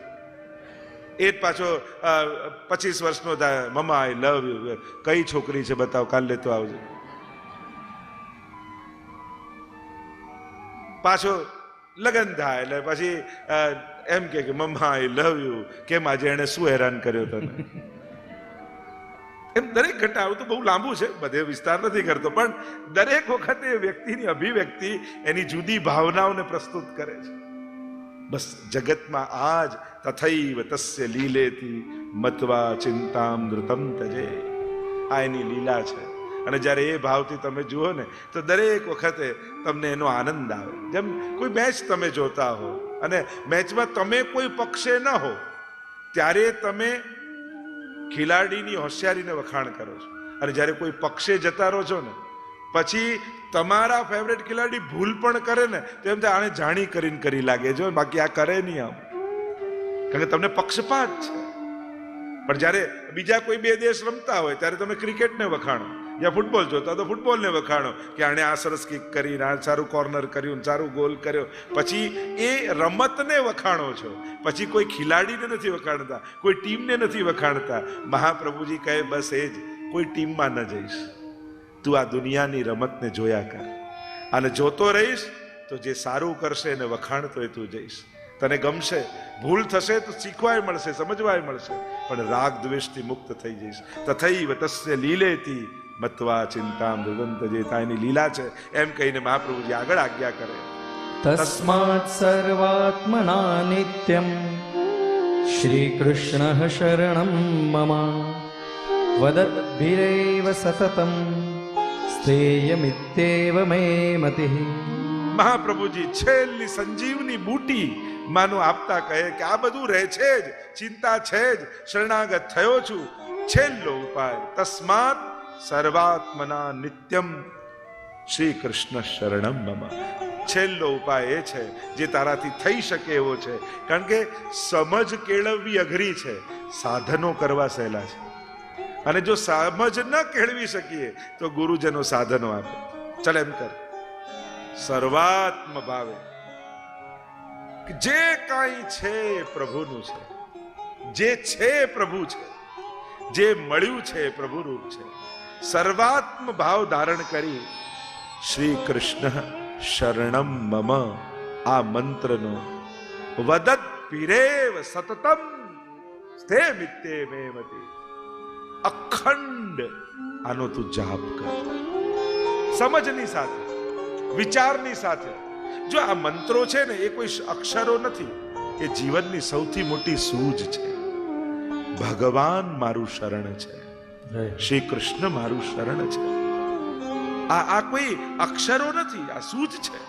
જેમ સંગીતના સ્વર હોય સા રે ગ મ પ ધ ની સા, આ કોઈ શબ્દ થોડી છે, અક્ષર થોડી છે. સ્વર એ તો સૂઝ છે કે સા કયું કહેવાય, રે કયું કહેવાય, ગ કયું કહેવાય. તમે સા બોલો એટલે સા ગાયું ન કહેવાય, જ્યાં સા હોય એ ગાવું પડે. તમે પણ અક્ષરથી શરૂ થાય. સા રે જ્યારે શીખવાનું શરૂ કરો ત્યારે અક્ષરોનું જ ભાન હોય, સ્વરનું ભાન ન હોય. એટલે સા રે ગ મ પ ધ ની સા સા ની દ મ પ, આ રીતે તમે અક્ષરને ઘૂંટો, પણ અક્ષર ઘૂંટતા ઘૂંટતા સ્વરની સૂઝ થઈ જાય. એમ જ આ મંત્રો ને ઘૂંટતા ઘૂંટતા જીવનની સૌથી મોટી સૂઝ બની જશે, સમજણ બની જશે કે કૃષ્ણ જ શરણ છે મારે. હું કોના શરણ, હું કોનો છું? કૃષ્ણ હું તારો છું. આ પંચાક્ષર અને અષ્ટાક્ષર, આ કેવલ મંત્રો ન માનતા, આ વૈષ્ણવી જીવનની સૌથી મોટી સમજ છે. અને આ સમજ પ્રગટ થઈ ગઈ ને પછી દુનિયાના કોઈ પણ ખૂણે ઊભા હો, સંસાર તમને લેશ માત્ર પણ સ્પર્શ નહીં કરી શકે. આમ અષ્ટાક્ષરનું આપણે ત્યાં તો અષ્ટાક્ષરના ફળ પણ બતાવ્યા. શ્રી સૌભાગ્યમ સંપ્રાપ્તિ ધનવાન રાજવલ્લભમ કૃશોષેત પાપમ. એમ એક એક અક્ષર કયા કયા ફળ આપે છે એના પર પણ ગુસાઈજીનો આખો ગ્રંથ છે. કદંબ કેરી ડાળો બોલે શ્રી કૃષ્ણ. આમ પત્ર પત્ર આ સર્વત્ર એક જ મંત્ર છે. આપણા માટે તો આ જ મહામંત્ર છે, શ્રી કૃષ્ણ શરણમ. આમ મહાપ્રભુજીએ 9મા શ્લોકમાં આજ્ઞા કરી અને અહીંયા આ નવરત્ન ગ્રંથને આપણે વિરામ તરફ લઈ જઈએ, કારણ કે આપણે શીઘ્રતાથી થોડું આગળ જવાનું છે. શ્રી મહાપ્રભુજીએ નવરત્નો રૂપી નવરત્ન ગ્રંથ આપણને આપ્યો. બીજા બધા રત્નોના હાર પહેરો એ તો સુંદરતા વધારશે જ, પણ આ નવરત્નોની જો માળા પહેરશો ને તો તમારા જીવનની સૌથી મોટી સમજ પ્રગટાવી દેશે, સૂઝ પ્રગટાવી દેશે. આ એવા નવરત્નો છે કે જે તમારી મનબુદ્ધિમાં, તમારા ચિત્તમાં ધારણ કરશો તો વૈષ્ણવતાની શોભા નિખરી જશે. તમારી વ્યક્તિ તરીકેની શોભા વસ્ત્રને શૃંગારથી થાય, પણ વૈષ્ણવતાની સુંદરતા કઈ રીતે વધારો? તો આ નવરત્નોની માળા પહેરવાથી આપણી વૈષ્ણવતાની શોભા નીકળવાની છે. તો અહીંયા નવરત્ન ગ્રંથને વિરામ આપું. બોલો ગોવર્ધન નાથ કી જય, વલ્લભાધીશ કી જય, શ્યામ સુંદર શ્રી અમને મહારાણી કી જય. આગળનો ગ્રંથ અંતઃકરણ પ્રબોધ. અદ્ભુત ગ્રંથ છે અંતઃકરણ પ્રબોધ. અનેક અનેક ગ્રંથો મહાપ્રભુજીએ રચ્યા, એમાં કોઈ ને કોઈ વૈષ્ણવને નિમિત્ત બનાવ્યા. પણ આ એક ગ્રંથ એવો છે કે જે ગ્રંથ ભગવાન મહાપ્રભુ પોતાના અંતઃકરણને પ્રબોધ, બોધ આપી રહ્યા છે, ઉપદેશ આપી રહ્યા છે. એટલે કે સંબોધે છે અંતઃકરણ, પોતાના મન સાથેની વાત, અંતઃકરણ સાથેની વાત. અને દુનિયામાં બધા જોડે વાતો કરીએ ત્યાં ક્યાંક ને ક્યાંક, કોઈક ને કોઈક, ક્યાંક અતિરેક હોય, ક્યાંક છુપાવવાનું હોય, ક્યાંક સમજાવવાનું હોય, પણ પોતાને સાચા અભિવ્યક્ત ન કરી. પણ જ્યારે પોતાના મન સાથે વાત હોય ને એમાં કઈ છુપાવવાનું ન હોય, જાત સાથેની વાત હોય. અહીંયા આ ગ્રંથ મહાપ્રભુજી પોતાના અંતઃકરણને ઉપદેશીને લખે છે. ઘટનાકાળ જો તમને કહું કે મહાપ્રભુજી ભૂતલ પર પધાર્યા અને આટલા વર્ષો થઈ ગયા, નિત્ય લીલામાં બિરાજતા પ્રભુ શ્રી ઠાકોરજીને શ્રી વલ્લભનો વિરહ થઈ રહ્યો છે. સ્વામીજી રૂપ છે. આજ્ઞા કરી, આપ હવે ફરી લીલામાં પધારો. પણ હજી જે અવતાર કાર્યો કરવાના હતા એ હજી બાકી હતા. ભાગવતના ગૂઢ અર્થોને પ્રગટ કરવાના હતા, બ્રહ્મ સંબંધનો મંત્ર પ્રગટાવી શરણાગતિનો માર્ગ પ્રગટાવવાનો હતો અને સેવા માર્ગ જગતને બતાવવાનો હતો. એટલે પહેલી આજ્ઞા ન માની. ગંગા સાગર સંગમમાં, બીજી આજ્ઞા મધુવનમાં થઈ, હે શ્રી વલ્લભ આ ફરી લીલામાં પધારો. પણ હજી દૈવી જીવોને શરણે લેવાના બાકી હતા. એટલે પ્રભુની બીજી આજ્ઞા પણ મહાપ્રભુજીએ ન માની. અને ન માની એટલે અંતઃકરણમાં બહુ ખેદ થયો કે પ્રભુની આજ્ઞા મેં માની નહીં. અને ન માનવાનું કારણ પણ દૈવી જીવોના ઉદ્ધાર અને જેના માટે પ્રભુ પધાર્યા છે વલ્લભ, એ કાર્યને જ કરવાનો હતો, બીજો તો કોઈ હતો નહીં. પણ છતાંય ભગવદ આજ્ઞા ન પાળવાનો તાપ શ્રી વલ્લભના હૃદયમાં થયો. અને એ અંતઃકરણને સાંત્વના આપવા માટે, સમજાવવા માટે મહાપ્રભુજીએ અંતઃકરણ પ્રબોધ નામનો આ ગ્રંથ રચ્યો. અંતઃકરણ કોને કહેવાય? મન, બુદ્ધિ, ચિત્ત અને અહંકાર. આ ચાર વસ્તુ ભેગું થાય ને એને કહેવાય અંતઃકરણ. જેને કહેવાય અંતઃકરણ ચતુષ્ટય. મન, બુદ્ધિ, ચિત્ત, અહંકાર મીન્સ અસ્તિત્વનો એક અનુભવ જેનાથી થતો હોય એને કહેવાય અહંકાર. અહંકાર એટલે ઈગો નહીં, પણ હોવા, અસ્તિત્વ હોવાનું અનુભવ આવે તો અંતઃકરણ ચતુષ્ટય. અને એને હવે પ્રબોધ વિશેષ પ્રકર્ષેણ, વિશેષ પ્રકારથી બોધ મહાપ્રભુજી આપી રહ્યા છે. આइए प्रथम श्लोक का गान करें. अंतःकरण मद्वाक्यम सावधानतया शृणु, कृष्णात् परं नास्ति दैवं वस्तुतो दोषवर्जितम्. हे अंतःकरण, મદવાક્યમ સાવધાનતયા શૃણુ. મારા વાક્યોને સાવધાનથી સાંભળ. જો આવા અદ્ભુત પાઠ આપણે તો ક્યારે પાઠના ક્રમમાં કરી જ નથી, કરતા જ નથી હોતા, પણ આ બધા અદ્ભુત પાઠ છે. ક્યારેક અંતઃકરણમાં ઉદ્વેગ થાય કે મારાથી ભક્તિ નથી થતી, પ્રભુની આજ્ઞા, મહાપ્રભુજીની આજ્ઞાનું પાલન નથી થતું, તો વૈષ્ણવે આ અંતઃકરણ પ્રબોધનો પાઠ કરવો, તો મનમાં જાગેલા શોકનું નિવારણ થઈ જશે. અંતઃકરણ મદવાક્યમ સાવધાનતયા શૃણુ, સાવધાનીથી સાંભળ. કૃષ્ણાત પરમ નાસ્તિ દૈવમ વસ્તુતો દોષ વર્જિતમ. કૃષ્ણ સિવાય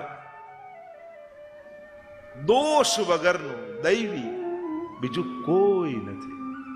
કલ્યાણ કરનારું કોઈ હોય તે કેવલ ને કેવલ કૃષ્ણ છે. મને સમજાવી રહ્યા છે પ્રભુથી અધિક કોણ? વસ્તુ તો દોષ વર્જિતમ. મારા ઠાકોરજીમાં કોઈ પ્રકારનો દોષ નથી.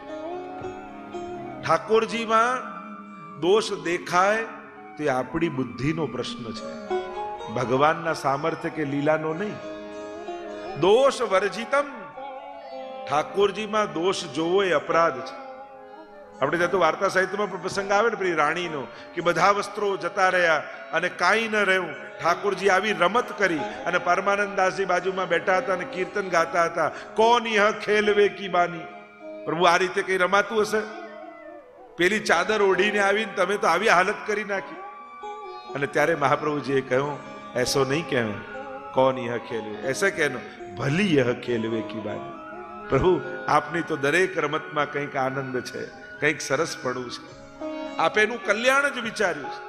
પ્રભુની લીલામાં ક્યારે પણ શંકા નહીં કરવી. શંકા હોય તો પ્રશ્ન કરી લેવો, ગુરુજનો પાસે પૂછી લેવું. પણ કૃષ્ણાત પરમ નાસ્તિ દૈવમ વસ્તુ તો દોષ વર્જિતમ. પ્રભુ સંપૂર્ણ દોષ વર્જિત છે. લેશ માત્ર પણ પરમાત્માની અંદર કોઈ પણ પ્રકારનો દોષ નથી. નિર્દોષમ સમમ હિ બ્રહ્મ, એમ શાસ્ત્રો કહે છે. બ્રહ્મ નિર્દોષ છે. અને આવી દોષ બુદ્ધિ એટલે જે કર્મના સિદ્ધાંતો છે ને, કે આ પાપ, આ પુણ્ય, આના ચશ્મા પહેરીને ભગવાનને ક્યારે જોવું નહીં. કારણ કે ભગવાન ક્યારે કોઈ પણ કર્મ કરતા જ નથી. ગીતાજીમાં સ્પષ્ટ ભગવાને કહ્યું, નમામ કર્માણી લિંપંતી નમે કર્મ ફલે સ્પૃહા. મને કોઈ કર્મો લેપાતા નથી ને કોઈ કર્મ કરવાની ક્યારે મને ઈચ્છા પણ થતી નથી. મારા તો જન્મ કર્મ ચમે દિવ્યમ. આ તો દિવ્ય છે, લૌકિક જેવા નથી. એટલે માણસો માટે જે પાપ કર્મ ને, જે પુણ્ય કર્મ ને, જે સારા કર્મ ને, જે ખરાબ કર્મ છે, જે મનુષ્ય માટે જે કર્મથી બંધાયેલો છે, એના માટેના જે નિયમો છે એ નિયમો ભગવાનમાં લાગુ પડતા નથી. અને એટલા માટે આ ભગવાને ચોરી કેમ કરી? અરે ચોરી એ મનુષ્ય માટે પાપ છે. અહીંયા તો દુગ્ધાદી ચૌર્યેણ યશો વિસારી. આ તો પ્રભુની લીલા છે, ભક્તોને આનંદ આપવા ગયા છે. જેમ કોઈ નાટકમાં, કોઈ મૂવીમાં કોઈ વિલનનો બહુ સારો રોલ કરે તો એને એવોર્ડ મળે કે લોકો પથરા મારે? એવોર્ડ મળે. નાટકમાં આટલો સારો, પણ એ જ વ્યક્તિ ગામમાં જઈને એ કામ કરે તો પકડી જાય પોલીસ. બસ પ્રભુ જે કરે છે ને, આ નાટકના રોલની જેમ છે, લીલા છે. અને એટલા માટે જે કાયદાઓ છે એ નાટક કરનારને લાગુ પડતા નથી. જે લો છે એ નાટકમાં કોઈએ વિલનનો રોલ કર્યો તો એને કોઈ સજા મળે ના મળે, એને તો એવોર્ડ મળે, એની તો વાહવાહ થાય. એમ જ જે લો બનાયા છે માણસના કર્મોના, એ ભગવાનને લાગુ પડતા નથી. કારણ કે ભગવાન લીલા કરે છે, કર્મ નથી કરતા. એટલે ક્યારે પણ એમની લીલામાં દોષ જોવો નહીં. અને દોષ દેખાય તો એ પોતાની બુદ્ધિનો જાણવો અને કોઈ ગુરુજન પાસે જઈને સમાધાન મેળવી લેવું. મહાપ્રભુજી સુંદર ઉદાહરણ આપતા પોતાના મનને આશ્વાસન આપે છે અને બીજા શ્લોકમાં આજ્ઞા કરી, ચાંડાલી ચેદ રાજપત્ની જાતા રાજ્યા ચ માનિતા કદાચિદ અપમાનેપી મૂલતઃ કાક્ષતિર્ભવેત. ચાંડાલી ચેદ રાજપત્ની.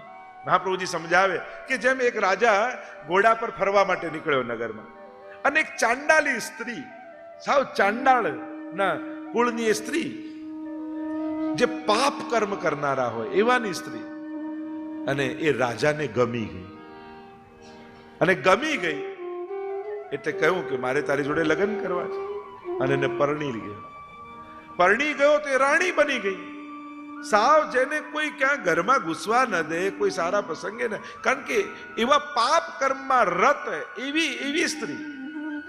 અને એવી સ્ત્રી રાજા પરણી ગયો તો રાણી બની ગઈ. અને રાણી બની ગઈ તો બધા રાણી રાણી કહેવા લાગે. જે પહેલા એને ધુતકારતા એ બધા માન આપવા લાગે. પણ થોડા દિવસમાં રાજાની અમાનીતી થઈ ગઈ. અને અમાનીતી થઈ ગઈ, રાજા જોતોય નથી. તો મહાપ્રભુજી કહે એમાં એ સ્ત્રીનું ગયું શું? ચાંડાલી હતી, રાણી તો કહેવાય. એમ હે વૈષ્ણવો, કદાચ તમને એમ લાગે મેં બ્રહ્મ સમન લીધું છતાંય મારી અંદર દોષો છે, હજી કાંઈ ગયું નથી, હજી કંઈ શુદ્ધ થયો નથી, ક્યારે હું ઠીક થઈશ, ક્યારે હું સુધરીશ, એવો તાપ તમને થાય. પણ વૈષ્ણવ ભૂલી ન જતા, સાધારણ માણસ હતા, ગામના લોકો તમને વૈષ્ણવ કહેવા લાગ્યા, એ ઓછું છે? બ્રહ્મ સમન લઈ કંઠી ધરી લોકો તમને વૈષ્ણવ કહે છે, એ કેટલું મોટું સન્માન છે. વૈષ્ણવ જ્યારે બનીશું ત્યારે બનીશું. કદાચ અમાનીતી થયા છે, હજી પ્રભુના માનીતા નથી થયા, પણ એમાં ગયું શું? ક્યાં જીવ હતો હજારો દોષોથી ભરેલો, અને મહાપ્રભુજીએ બ્રહ્મ સંબંધ આપી ક્યાં વૈષ્ણવના પદમાં બેસાડી દીધો. એ તો આપણું સન્માન જ છે. અને એટલા માટે હે જીવ, તું તાપ ન કરીશ, ક્લેશ ન કરીશ, મનમાં ખેદ ન કરીશ. તને ક્યાંથી ક્યાં લઈને મહાપ્રભુજી કહે ઠાકોરજીએ બેસાડી દીધો છે. એમ હે અંતઃકરણ, કદાચ તારા મનમાં ખેદ છે, પણ તું ઠાકોરજીની રાણી છું એ ભૂલું. અને એટલા માટે મહાપ્રભુજી સમજાવતા ત્રીજા શ્લોકમાં આજ્ઞા કરે, સમર્પણાદહં પૂર્વમ ઉત્તમઃ કિં સદા સ્થિતઃ કામમાધમતા ભાવ્યા પશ્ચાતાપો યતો ભવે. સમર્પણાદહં પૂર્વમ ઉત્તમઃ કિમ સદા સ્થિત. સમર્પણથી પહેલા એવો તો તું કઈ ઉત્તમ અવસ્થામાં હતો કે હવે તને તાપ થાય છે. કામમાધમતા ભાવ્યા પશ્ચાત આપો યતો ભવે. હવે પહેલા જે અવસ્થા હતી એના કરતા તો ઉત્તમ અવસ્થામાં આવ્યો, તો હવે તાપ કેમ કરે છે? ઠાકોરજી નિશ્ચિત તારા પર કૃપા કરશે. પહેલા કરતા તો અનેક ગણી ઉત્તમ સ્થિતિ તને પ્રાપ્ત થઈ છે. એમ કહીને ચોથા શ્લોકમાં મહાપ્રભુજી આજ્ઞા કરે, સત્ય સંકલ્પતો વિષ્ણુર નાન્યથા તુ કરિષ્યતિ આજ્ઞૈવ કાર્ય સતતમ સ્વામી દ્રોહોન્યથા ભવેત. સુંદર વાત સમજાવતા મહાપ્રભુજી આજ્ઞા કરે, સત્ય સંકલ્પતો વિષ્ણુ નાન્યથા તુ કરિષ્યતિ. પ્રભુ સત્ય સંકલ્પ વાળા છે, અને એટલા માટે ભગવાન ક્યારે પણ પોતાના વચનોથી ફરવાના નથી. જે ભગવાને ગીતાજી ભાગવતજીમાં વચન આપ્યા છે, જે વચન બ્રહ્મ સંબંધ સમયે શ્રીનાથજીએ મહાપ્રભુજીને આપ્યા છે, તને એમ લાગે છે કે પ્રભુ મને છોડીને જતા રહ્યા. પ્રભુ તો સત્ય સંકલ્પ વાળા છે, ક્યારે પણ પોતાના વચનોથી ફરી જનારા નથી. ગીતાજીમાં જે કહ્યું, અનન્યા ચિંતયંતો મામ યે જનઃ પર્યુપાસસે તેષામ નિત્યાભિયુક્તાનામ યોગક્ષેમં વહામ્યહમ. એનો યોગ અને ક્ષેમ હું કરું છું. અહં ત્વા સર્વ પાપેભ્યો મોક્ષયિષ્યામિ મા શુચ. તારા બધા પાપોને હું માફ કરીશ. અપી ચેત્સુ દુરાચારો ભજતે મામ અનન્ય ભાગ સાધુરેવ સમંતવ્યો. એને સાધુ જાણવો. આવા તો અનેક વચનો ગીતાજીમાં પરમાત્માએ કહ્યા છે. પ્રભુ ક્યારે પણ પોતાના વચનોથી ફરશે નહીં. બ્રહ્મ સંબંધ સમયે જે વચન આપ્યા, તને ક્યારે છોડીશ નહીં, તારા હાથની સામગ્રી સ્વીકાર કરીશ, તારા ઘરે પ્રગટ સ્વરૂપે બિરાજીશ. પ્રભુ ક્યારે ફરવાના નથી. અને એટલા માટે આજ્ઞૈવ કાર્યા સતતમ, એટલે જે આજ્ઞા મળી છે પ્રભુની એને તું પાલન કર. જે પ્રભુએ કહ્યું છે એને પાળ, નહીં તો સ્વામી દ્રોહો અન્યથા ભવે. નહીં તો સ્વામીનો દ્રોહ થયો કહેવાશે. મહાપ્રભુજી પોતાના અંતઃકરણ, કારણ કે હજી દૈવી જીવોના કૃપા કરવાની બાકી છે, સ્વીકાર કરવાના બાકી છે, અને પ્રભુની આજ્ઞા થઈ ગઈ છે કે આવી જાઓ. તો મહાપ્રભુજી સમજાવે છે કે પ્રભુએ જેમ કહ્યું એમ કરો. પોતાને તૈયાર કરી રહ્યા છે હવે નિત્ય લીલામાં પધારવા માટે. અને નહીં પાળે તો સ્વામીનો દ્રોહ કયો કહેવાશે. બે આજ્ઞા નથી પાડી. માનો સ્વામીનો દ્રોહ થાય. આ આગળ મહાપ્રભુજી આજ્ઞા કરતા કહે, સેવકસ્ય તુ ધર્મોયમ સ્વામી સ્વસ્ય કરિષ્યતિ આજ્ઞાપૂર્વમ તુ યા જાતા ગંગા સાગર સંગમે. આજ્ઞા પૂર્વતું યા જાતા ગંગા સાગર સંગમે. મહાપ્રભુ કે પહેલી આજ્ઞા ગંગા સાગરમાં ત્યાં થઈ. દેહ કઈ થઈ? બે આજ્ઞા. દેહ દેશ પરિત્યાગ. દેહનો ત્યાગ કરો અને આ ભૂતલનો ત્યાગ કરો. તો આજ્ઞા પૂર્વતું યા જાતા ગંગા સાગર સંગમે યાપી પશ્ચાત મધુવને ન કૃતમ તદ્વયમ મયા. અને બીજી આજ્ઞા મધુવનમાં મહાપ્રભુજી બિરાજતા હતા ત્યારે ઠાકોરજીની થઈ કે હવે નિત્ય લીલામાં પધાર. જો એમ જોવા જાવ તો એક તો બ્રહ્મ સંબંધ સમયની આજ્ઞા, બીજી મને પાઠ પધરાવો, મારી સેવા જગતમાં પ્રગટ કરો, એ પ્રભુની આજ્ઞા. અને આ ત્રણ આજ્ઞાઓ, આ બધી પ્રભુની સાક્ષાત મહાપ્રભુજીને થયેલી આજ્ઞાઓ છે. દેહ દેશ પરિત્યાગ તૃતીયો લોક ગોચર. અને કહ્યું ત્રણ આજ્ઞા થઈ. એક તો દેહનો ત્યાગ, બીજો દેશનો ત્યાગ, અને ત્રીજો સંસારનો ત્યાગ. આપ સંન્યાસ ધારણ કરો. આ ત્રણ આજ્ઞા મહાપ્રભુજીને ઠાકોરજીની થઈ.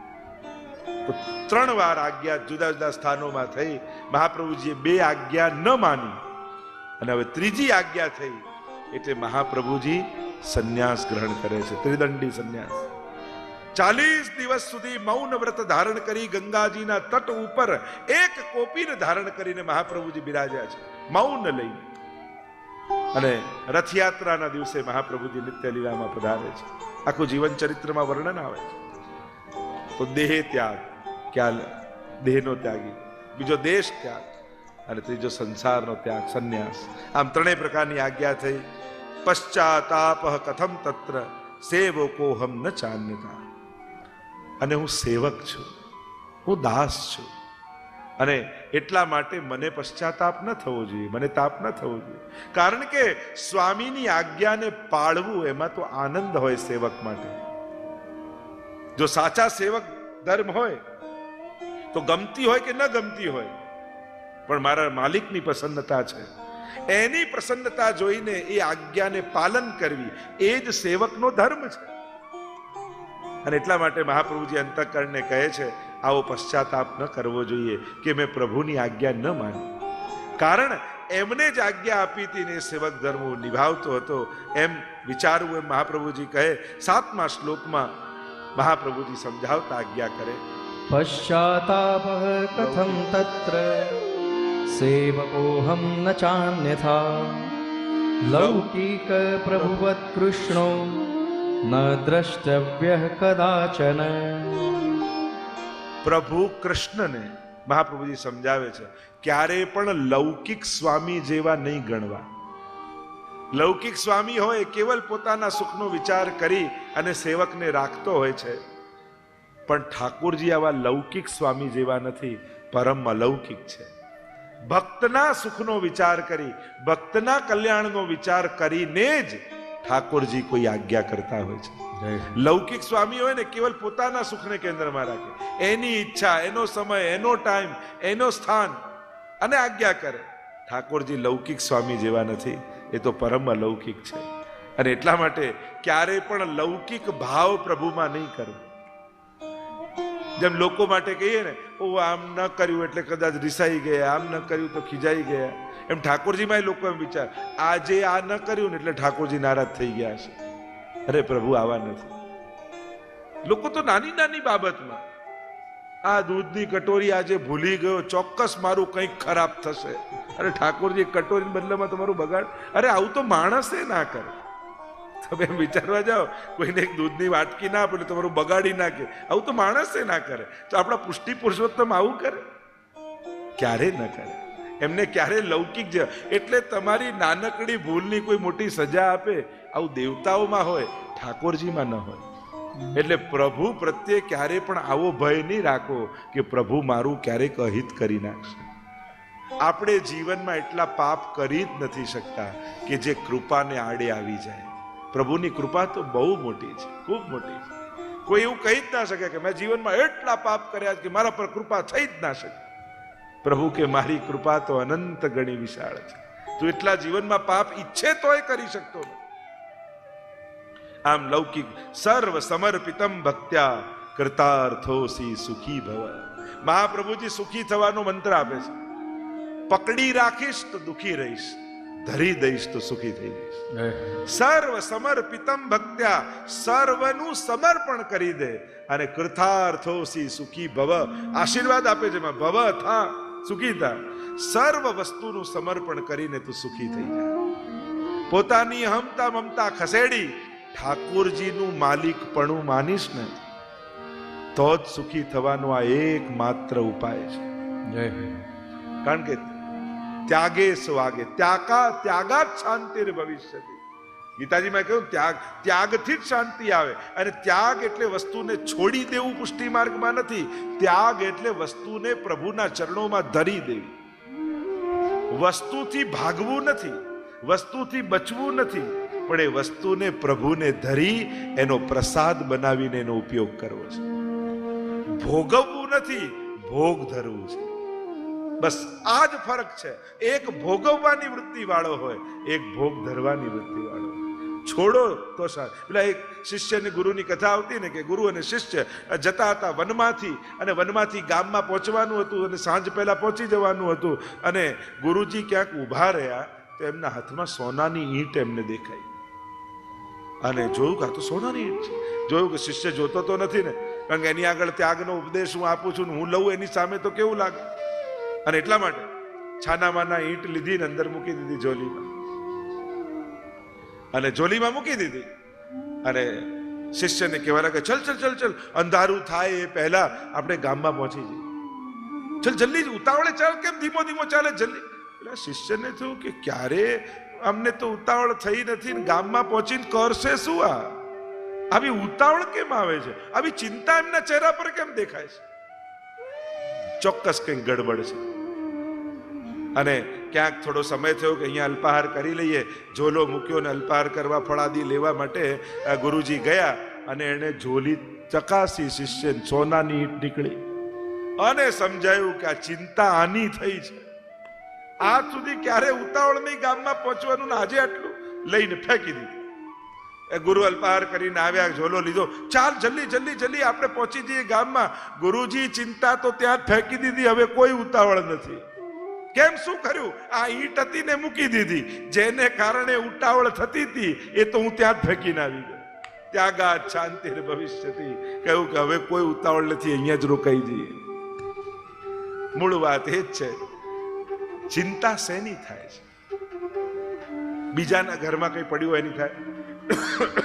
જ્યાં મારાનો ભાવ છે ચિંતા ત્યાં જ છે. અને એટલા માટે મહાપ્રભુજી સમજાવે છે, સર્વ સમર્પિતમ ભક્ત્યા, બધું જ સોંપી દે, એને ધરી દે, અને એને ધરી દઈશ પછી એ પ્રસાદ બનાવીને તારું બધું જ સાચવશે. કારણ કે આપણે જેમ અહોભાવ રાખીએ ને કે આ ઠાકોરજી આપેલું છે તો કેટલું સાચવીએ, એમ ઠાકોરજી પણ આ વૈષ્ણવે આપેલું છે એટલે આપણી વસ્તુને વૈષ્ણવે ધરી છે એટલે સાચવીને ઠાકોરજી જ રાખે છે. પ્રભુને એની ચિંતા હોય, અને જેની ચિંતા કરનારો ઠાકોરજી બેઠો હોય એ પોતાની ચિંતા કરે તો મૂર્ખ. બોલા અર્જુનના પ્રસંગમાં કહેતા ને કે ભીષ્મજીએ જ્યારે પ્રતિજ્ઞા લીધી કે કાલે અર્જુન જોડે ભયંકર યુદ્ધ કરીશ, અને ભગવાનને થઈ ચિંતા, અરે મારા અર્જુનને મારી ના નાખે. પાંડવોને ભેગા કર્યા અને મંત્રણા કરે છે, અડધી રાત થઈ ગઈ. મંત્રણા કરતા કરતા પ્રભુની દ્રષ્ટિ પડી કે બધા પાંડવો બેઠા છે ને અર્જુન ક્યાં છે? પૂછ્યું ક્યાં છે? તો કે એ તો સૂઈ ગયો છે. અને પ્રભુને આવ્યો ગુસ્સો, એના માટે અમે જાગી છે ને સૂઈ ગયો છે, હમણાં જોઉં છું. દોડતા દોડતા પ્રભુ આવે અર્જુનની છાવણીમાં અને ઘસ ઘસાડ નસકોરા બોલાવતા અર્જુન તો સૂતો હતો. પિતા ખેંચ્યું, ઉભો થા. અરે પ્રભુ અડધી રાતના આપ અહીંયા કે? અરે તું સૂઈ ગયો છો? હા પ્રભુ, તારા માટે ચિંતા કરી, તને ખબર છે ભીષ્મજીએ શું પ્રતિજ્ઞા? હા, મારી જોડે ભયંકર યુદ્ધ કરવાના છે. હવે તારી ચિંતા કરીને અમે જાગીએ છીએ, તું સૂઈ ગયો છે. અર્જુને હાથ જોડીને કહ્યું કે જેની ચિંતા કરવા માટે ભગવાન જાગતા હોય એને પછી પોતાની ચિંતા કરવાની રહેતી જ નથી. એ તો મૂર્ખ કહેવાય જો પોતાની ચિંતા કરે, કારણ કે જેની ચિંતા ઠાકોરજી કરી રહ્યા હોય. પ્રભુ આપ મારી ચિંતા કરો છો એટલે હું નિશ્ચિત છું. अब सौंप दिया इस जीवन का सब भार, सर्व समर्पितम भक्त्या कृतार्थोऽसि सुखी भव. अब सौंप दिया इस जीवन का सब भार तुम्हारे हाथों में है, जीत तुम्हारे हाथों में है, हार तुम्हारे हाथों में. अब सौंप दिया इस जीवन का सब भार तुम्हारे हाथों. सर्व समर्पितम भक्त्या કરતાર્થોસી સુખી ભવ. જેટલા બેઠા બધાને જાણે મહાપ્રભુજી આશીર્વાદ આપે, બધું સમર્પિત કરીને સુખી થઈ જાય. પ્રભુને ધરી દે, પ્રભુનું માની લે, પ્રભુનું આપેલું સ્વીકારી લે. મારી બુદ્ધિ, મારી મહેનત, મારી હોશિયારી, પોતાની મહેનતને યાદ કરીને રહેશો તો બંધન કરતા થઈ જશે. પ્રભુનું આપેલું માનશો તો પ્રસાદ બની જશે. અને પ્રસાદ બંધન કરતા ના હોય. આપણે જમવાના રિવાજ નથી, આપણે ત્યાં તો પ્રસાદ લેવાનો રિવાજ છે. પ્રભુએ આપ્યું એ પ્રભુની પ્રસન્નતા. મારો ઠાકોરજી આમાં રાજી છે એટલે હું સ્વીકારું છું. પ્રભુએ આપ્યું છે. આગળ મહાપ્રભુજી બહુ સુંદર રીતે સમજાવે છે કે આ દેહ પ્રભુએ પ્રભુની સેવા માટે આપ્યો, પ્રભુની આજ્ઞામાં રહેવા માટે આપ્યો. અને હજી આ દેહમાં આટલી મમતા છે આપણી કે આપણે જેને જેના માટે આપ્યો છે એને એના માટે સોંપી નથી દેતા. અને મહાપ્રભુજી આજ્ઞા કહે પ્રોઢાપી દુહિતા યદ્વત સ્નેહાન ન પ્રેષ્યતે વર તથા દેહે ન કર્તવ્યમ વરસ્તુષ્યતિ નાન્યથા. પ્રૌઢાપી દુહિતા, જેમ કોઈ એક માની દીકરી હોય અને માને એટલી બધી વાલી છે એકની એક દીકરી કે હવે દીકરી ધીમે ધીમે મોટી થઈ ગઈ, લગ્નને લાયક થઈ ગઈ, પણ માને એટલી બધી વાલી છે કે એને બીક લાગે છે કે જો આને પરણાવી દઈશ ને તો આ જતી રહેશે ઘર છોડી, મારાથી દૂર થતી થઈ જશે. અને એ બીકે મોહને કારણે દીકરીને પરણાવતી જ નથી. યદ્વાત સ્નેહાન ન પ્રેષ્યતે વર. હવે ગામના લોકોએ નિંદા કરી કે અરે આટલી દીકરી મોટી થઈ ગઈ, ઉંમર થઈ ગઈ છે, હવે તો વિવાહ કરાવ. અને બધાએ બહુ કહ્યું એટલે શરમ લાગી, એટલે એક સારો છોકરો ગોત્યો, પરણાવ્યું. અને પરણાયા પછી પતિને કહ્યું કે સમય થશે ને ત્યારે એનું આણું કરાવીશું, હમણાં તમે જાઓ. પતિને મોકલી દીધો, પણ પ્રેમને વશ મોહને વશ થઈ એની દીકરીને પતિ પાસે વળાવતી જ નથી. ન પ્રેષ્યતે વર. અને જો નથી વળાવતી તો દીકરીનું અહિત કરે છે અને પતિને પણ નારાજ કરે છે. એમ મહાપ્રભુજી આપણને બધાને સમજાવે છે કે તમે દેહરૂપી દીકરીને બ્રહ્મ સંબંધ લેવડાવી ઠાકોરજીને પરણાવી દીધી, પણ એટલો મોહ ન રાખો, હવે એને સેવામાં વળાવી દો, તો જ આ દેહનું કલ્યાણ છે, તો જ પ્રભુની પ્રસન્નતા છે. પણ આપણો મોહ એવો છે કે આ દેહરૂપી દીકરીને પ્રભુની સેવામાં વળાવતા નથી. હજી એની મોહનમાં આસક્તિ છે, હજી એની લાલસાઓ છે, હજી આ કરવાનું છે, આમ કરવાનું છે, સેવા કેમ સચવાશે, ઠાકોરજી ઘરે કેમ રહેશે, મારાથી નહીં થાય. આ બધી દેહની રહેલી મમતાઓ છે. હે વૈષ્ણવ, તમે આવું ન કરતા એમ કહે છે, કારણ આ દેહ આપ્યો છે ઠાકોરજીએ પુષ્ટિ કાયેન નિશ્ચય પ્રભુની સેવા માટે. બ્રહ્મ સંબંધ આપીને એના લગ્ન કર્યા, હવે તો આ દેહ પણ સાસરે જવા માંગે છે. શ્રી ગોકુળ સાસરિયે જાઉં રે, શ્રી ગોકુળ સાસરિયે જાઉં રે, આણું તો મોહન વરનું આવ્યું રે, વળાવી દો આ દેહને. તો મોહન વરનું આવ્યું રે, લખ્યું શ્રી હસ્તણું ભાવ્યું રે, લખ્યું શ્રી હસ્તણું ભાવ્યું રે, શ્રી ગોકુળ સાસરિયે જાઉં રે, શ્રી ગોકુળ સાસરિયે જાઉં રે. જય હો.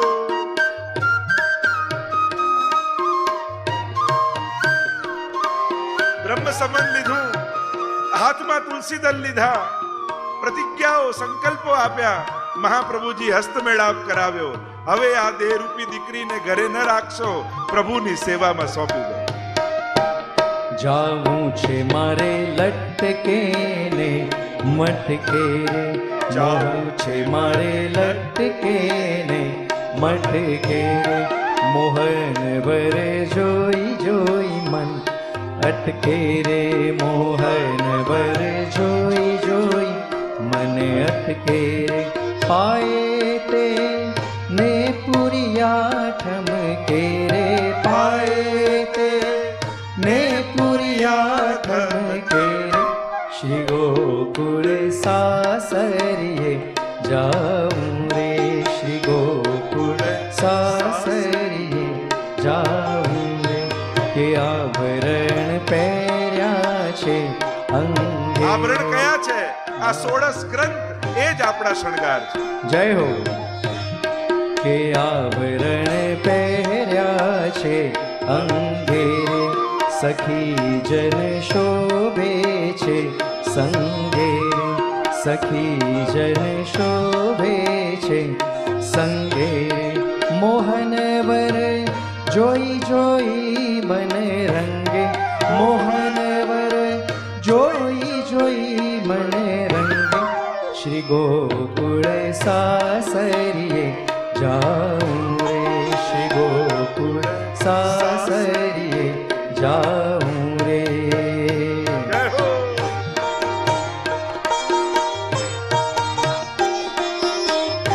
हेलो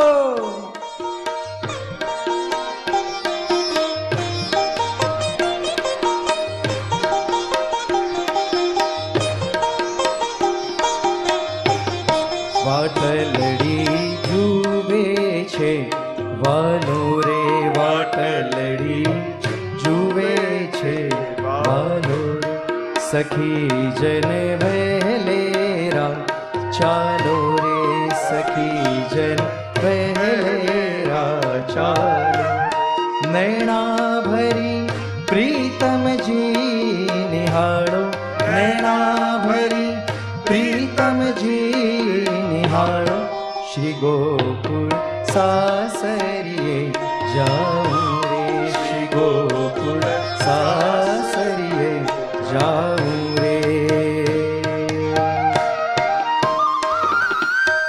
જય હો।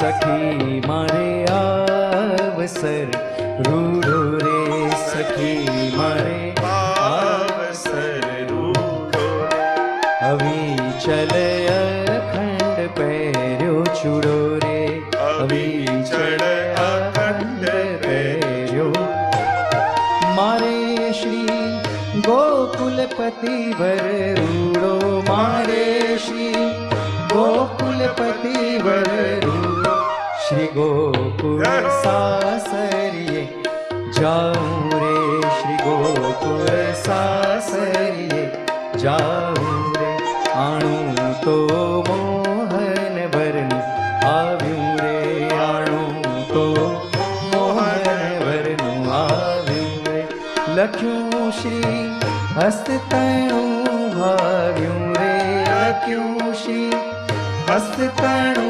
भाव्यूं रे श्री गोकुल सासरिए जाऊं रे श्री गोकुल सासरिए अद्भुत लहर तरंग भारी रे अद्भुत लहर तरंग भारी रे यमुना जलनी भरवी छे झारी रे यमुना जलनी भरवी छे झारी रे मोहन पर सर्वस्व दऊं वारी रे मोहन पर सर्वस्व दऊं वारी रे श्री गोकुल सासरिए जाऊं रे श्री गोकुल सासरिए आणु तो मोहन बनु आव्यूं रे आणु तो मोहन बनु आव्यूं लख्यूं श्री हस्ततणु भाव्यूं रे लख्यूं श्री हस्ततणु भाव्यूं रे श्री गोकुल सासरिए जाऊं रे श्री गोकुल सासरिए जाऊं श्री गोकुल सासरिए जाऊं। बोलो कृष्ण कन्हैया लाल की जय गोवर्धन नाथ की जय। જ્યાં હતા ત્યાં પાછા જઈને બેસી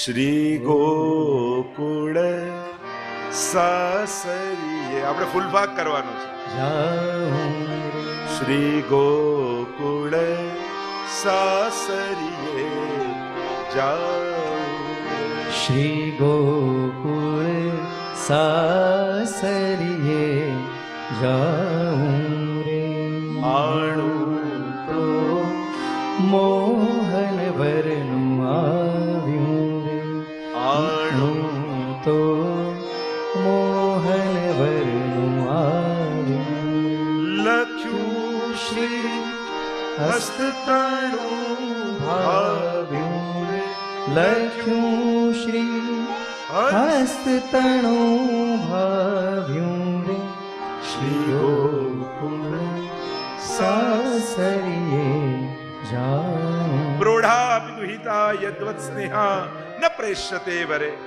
તથા દેહે ન કર્તવ્યમ વરસ્તુષ્યતિ નાન્યથા. હે વૈષ્ણવો, બ્રહ્મ સંબંધ લીધું, મહાપ્રભુજી આજ્ઞા કરી, કૃષ્ણ સેવા સદા કાર્ય, છતાંય આ દેહમાં અહમતા અને મમતા રાખી આને પ્રભુ તરફ ન વળાવો તો આ દેહનું તમે અહિત કરી રહ્યા છો અને પ્રભુને પણ નારાજ કરી રહ્યા છો. કારણ કે એને વિવાહ કરાયો છે, એનો અધિકાર છે આના ઉપર. તમે સંકલ્પિત થયા છો કે હે કૃષ્ણ, આ બધું તારું છે, અને એને આપ્યા પછી પણ એને ન આપો, વચન આપ્યા પછી પણ એના સુધી ન પહોંચાડો. એટલે જ ગીતાજીમાં કહ્યું ને, એ ચોર છે જે મારું મને ધર્યા વગર ખાય છે. કારણ સમર્પણ સમયે કહી તો દીધું કે તારું, આપી દીધું, છતાં એના સુધી ન પહોંચાડો તો ચોર કહેવાય. આમ મહાપ્રભુજી અંતઃકરણ પ્રબોધ ગ્રંથમાં 9મા શ્લોકમાં આજ્ઞા કરે. આગળના શ્લોક: તથા દેહેન કર્તવ્યમ વરસ્તુષ્યતિ નાન્યથા લોકવચ્ચેત સ્થિતિર્મે સ્યાદ કિમ સ્યાદિતિ વિચારય અશક્ય હરિરે દેવાસ્તિ મોહમ માગા કથંચન. મહાપ્રભુજી કહે, જો લૌકિક મારી ગતિ હોય તો આમ આ અશક્ય પરિસ્થિતિ, હરી જ શરણ છે અને પ્રભુ દ્વારા જ આ મોહ નષ્ટ થાય એમ છે. છેલ્લે વિરામ આપતા આ ગ્રંથને ઇતિ શ્રી કૃષ્ણદાસસ્ય વલ્લભસ્ય હિતં વચઃ ચિત્તં પ્રતિ યદા કર્ણ્ય ભક્તો નિશ્ચિંતતાં વ્રજે. ઇતિ શ્રી કૃષ્ણદાસસ્ય. શ્રી મહાપ્રભુજી પોતાની ભીતર કેટલી દીનતા પ્રગટાવી છે. કારણ મહાપ્રભુજી આગળના શ્લોકમાં કે લૌકિક જેવી સ્થિતિ ન થાય એટલે પોતાનો દૈન્ય ભાવ પ્રગટાવતા ઇતિ શ્રી કૃષ્ણદાસસ્ય વલ્લભસ્ય હિતં વચઃ. આ શ્રી કૃષ્ણના દાસ વલ્લભના ખરેખર છે આસ્ય, પણ કહી રહ્યા છે દાસ્ય. પોતે તો મુખારવિંદનું રૂપ છે, પણ આપની દીનતા, આપનો દૈન્ય ભાવ પ્રગટાવીને કહે છે કૃષ્ણદાસસ્ય વલ્લભસ્ય. એવા શ્રી વલ્લભના હિતકારી વચન, જે સર્વના કલ્યાણ કરનારા છે, એવા વચન કહી રહ્યો છું. અને ચિત્તમ પ્રતિ યદા કર્ણ્યમ ભક્તો નિશ્ચિતતામ વ્રજેત. અને ચિત્તમાં આ શબ્દો, આ વાક્યો, આ વચનો જ્યારે ધારણ કરશો તે ભક્ત નિશ્ચિતતાને પ્રાપ્ત થશે, નિશ્ચિંત થઈ જાય ભક્ત. કારણ શ્રી ઠાકોરજી લૌકિક નથી, પરમ અલૌકિક છે. અને આ જીવનું પ્રભુ તરફ જેવું જવું એ જ એનું કલ્યાણ છે. બીજે ક્યાંય આ દેહનો, આ જીવનનો વિનિયોગ એ કલ્યાણકારી નથી થવાનો, પતનકારી જ થવાનો છે. બધે ઘસાવાના છે અને અહીંયા ઘસાઈને પણ સુગંધિત થવાના છે. ત્યાં ઘસાવવું એ તો જીવનને સમાપ્ત કરવા કે આટલી ઉંમર ગઈ, આટલો સમય ગયો, આટલું આ ગયું. આપણે કહીએ ને હું આટલાનો થયો, ઓલ્ડ કહીએ, ઇંગ્લિશમાં વારીએ ને, હાઉ ઓલ્ડ આર યુ, તો કેટલો ગરડો થયો. ત્યાં તો ઘસાય છે ને, બધું જાય છે. પણ સેવામાં એક એક ક્ષણ ત્યાં વાપર્યું છે, અહીંયા વાવ્યું છે. અને વાપરેલું ખતમ થઈ જાય, વાવેલું ઉગી નીકળે છે. સત્સંગમાં અને સેવામાં એક એક ક્ષણોને તમે વાવી છે, અને વાવશો એ ઉગશે, અને વાપરશો તો સમાપ્ત થઈ જશે. આટલું કહી મહાપ્રભુજી અંતઃકરણ પ્રબોધ ગ્રંથને વિરામ આપે છે. બોલો વલ્લભાધીશ કી જય, ગોવર્ધન નાથ કી જય, શ્યામ સુંદર શ્રી અમને મહારાણી કી જય.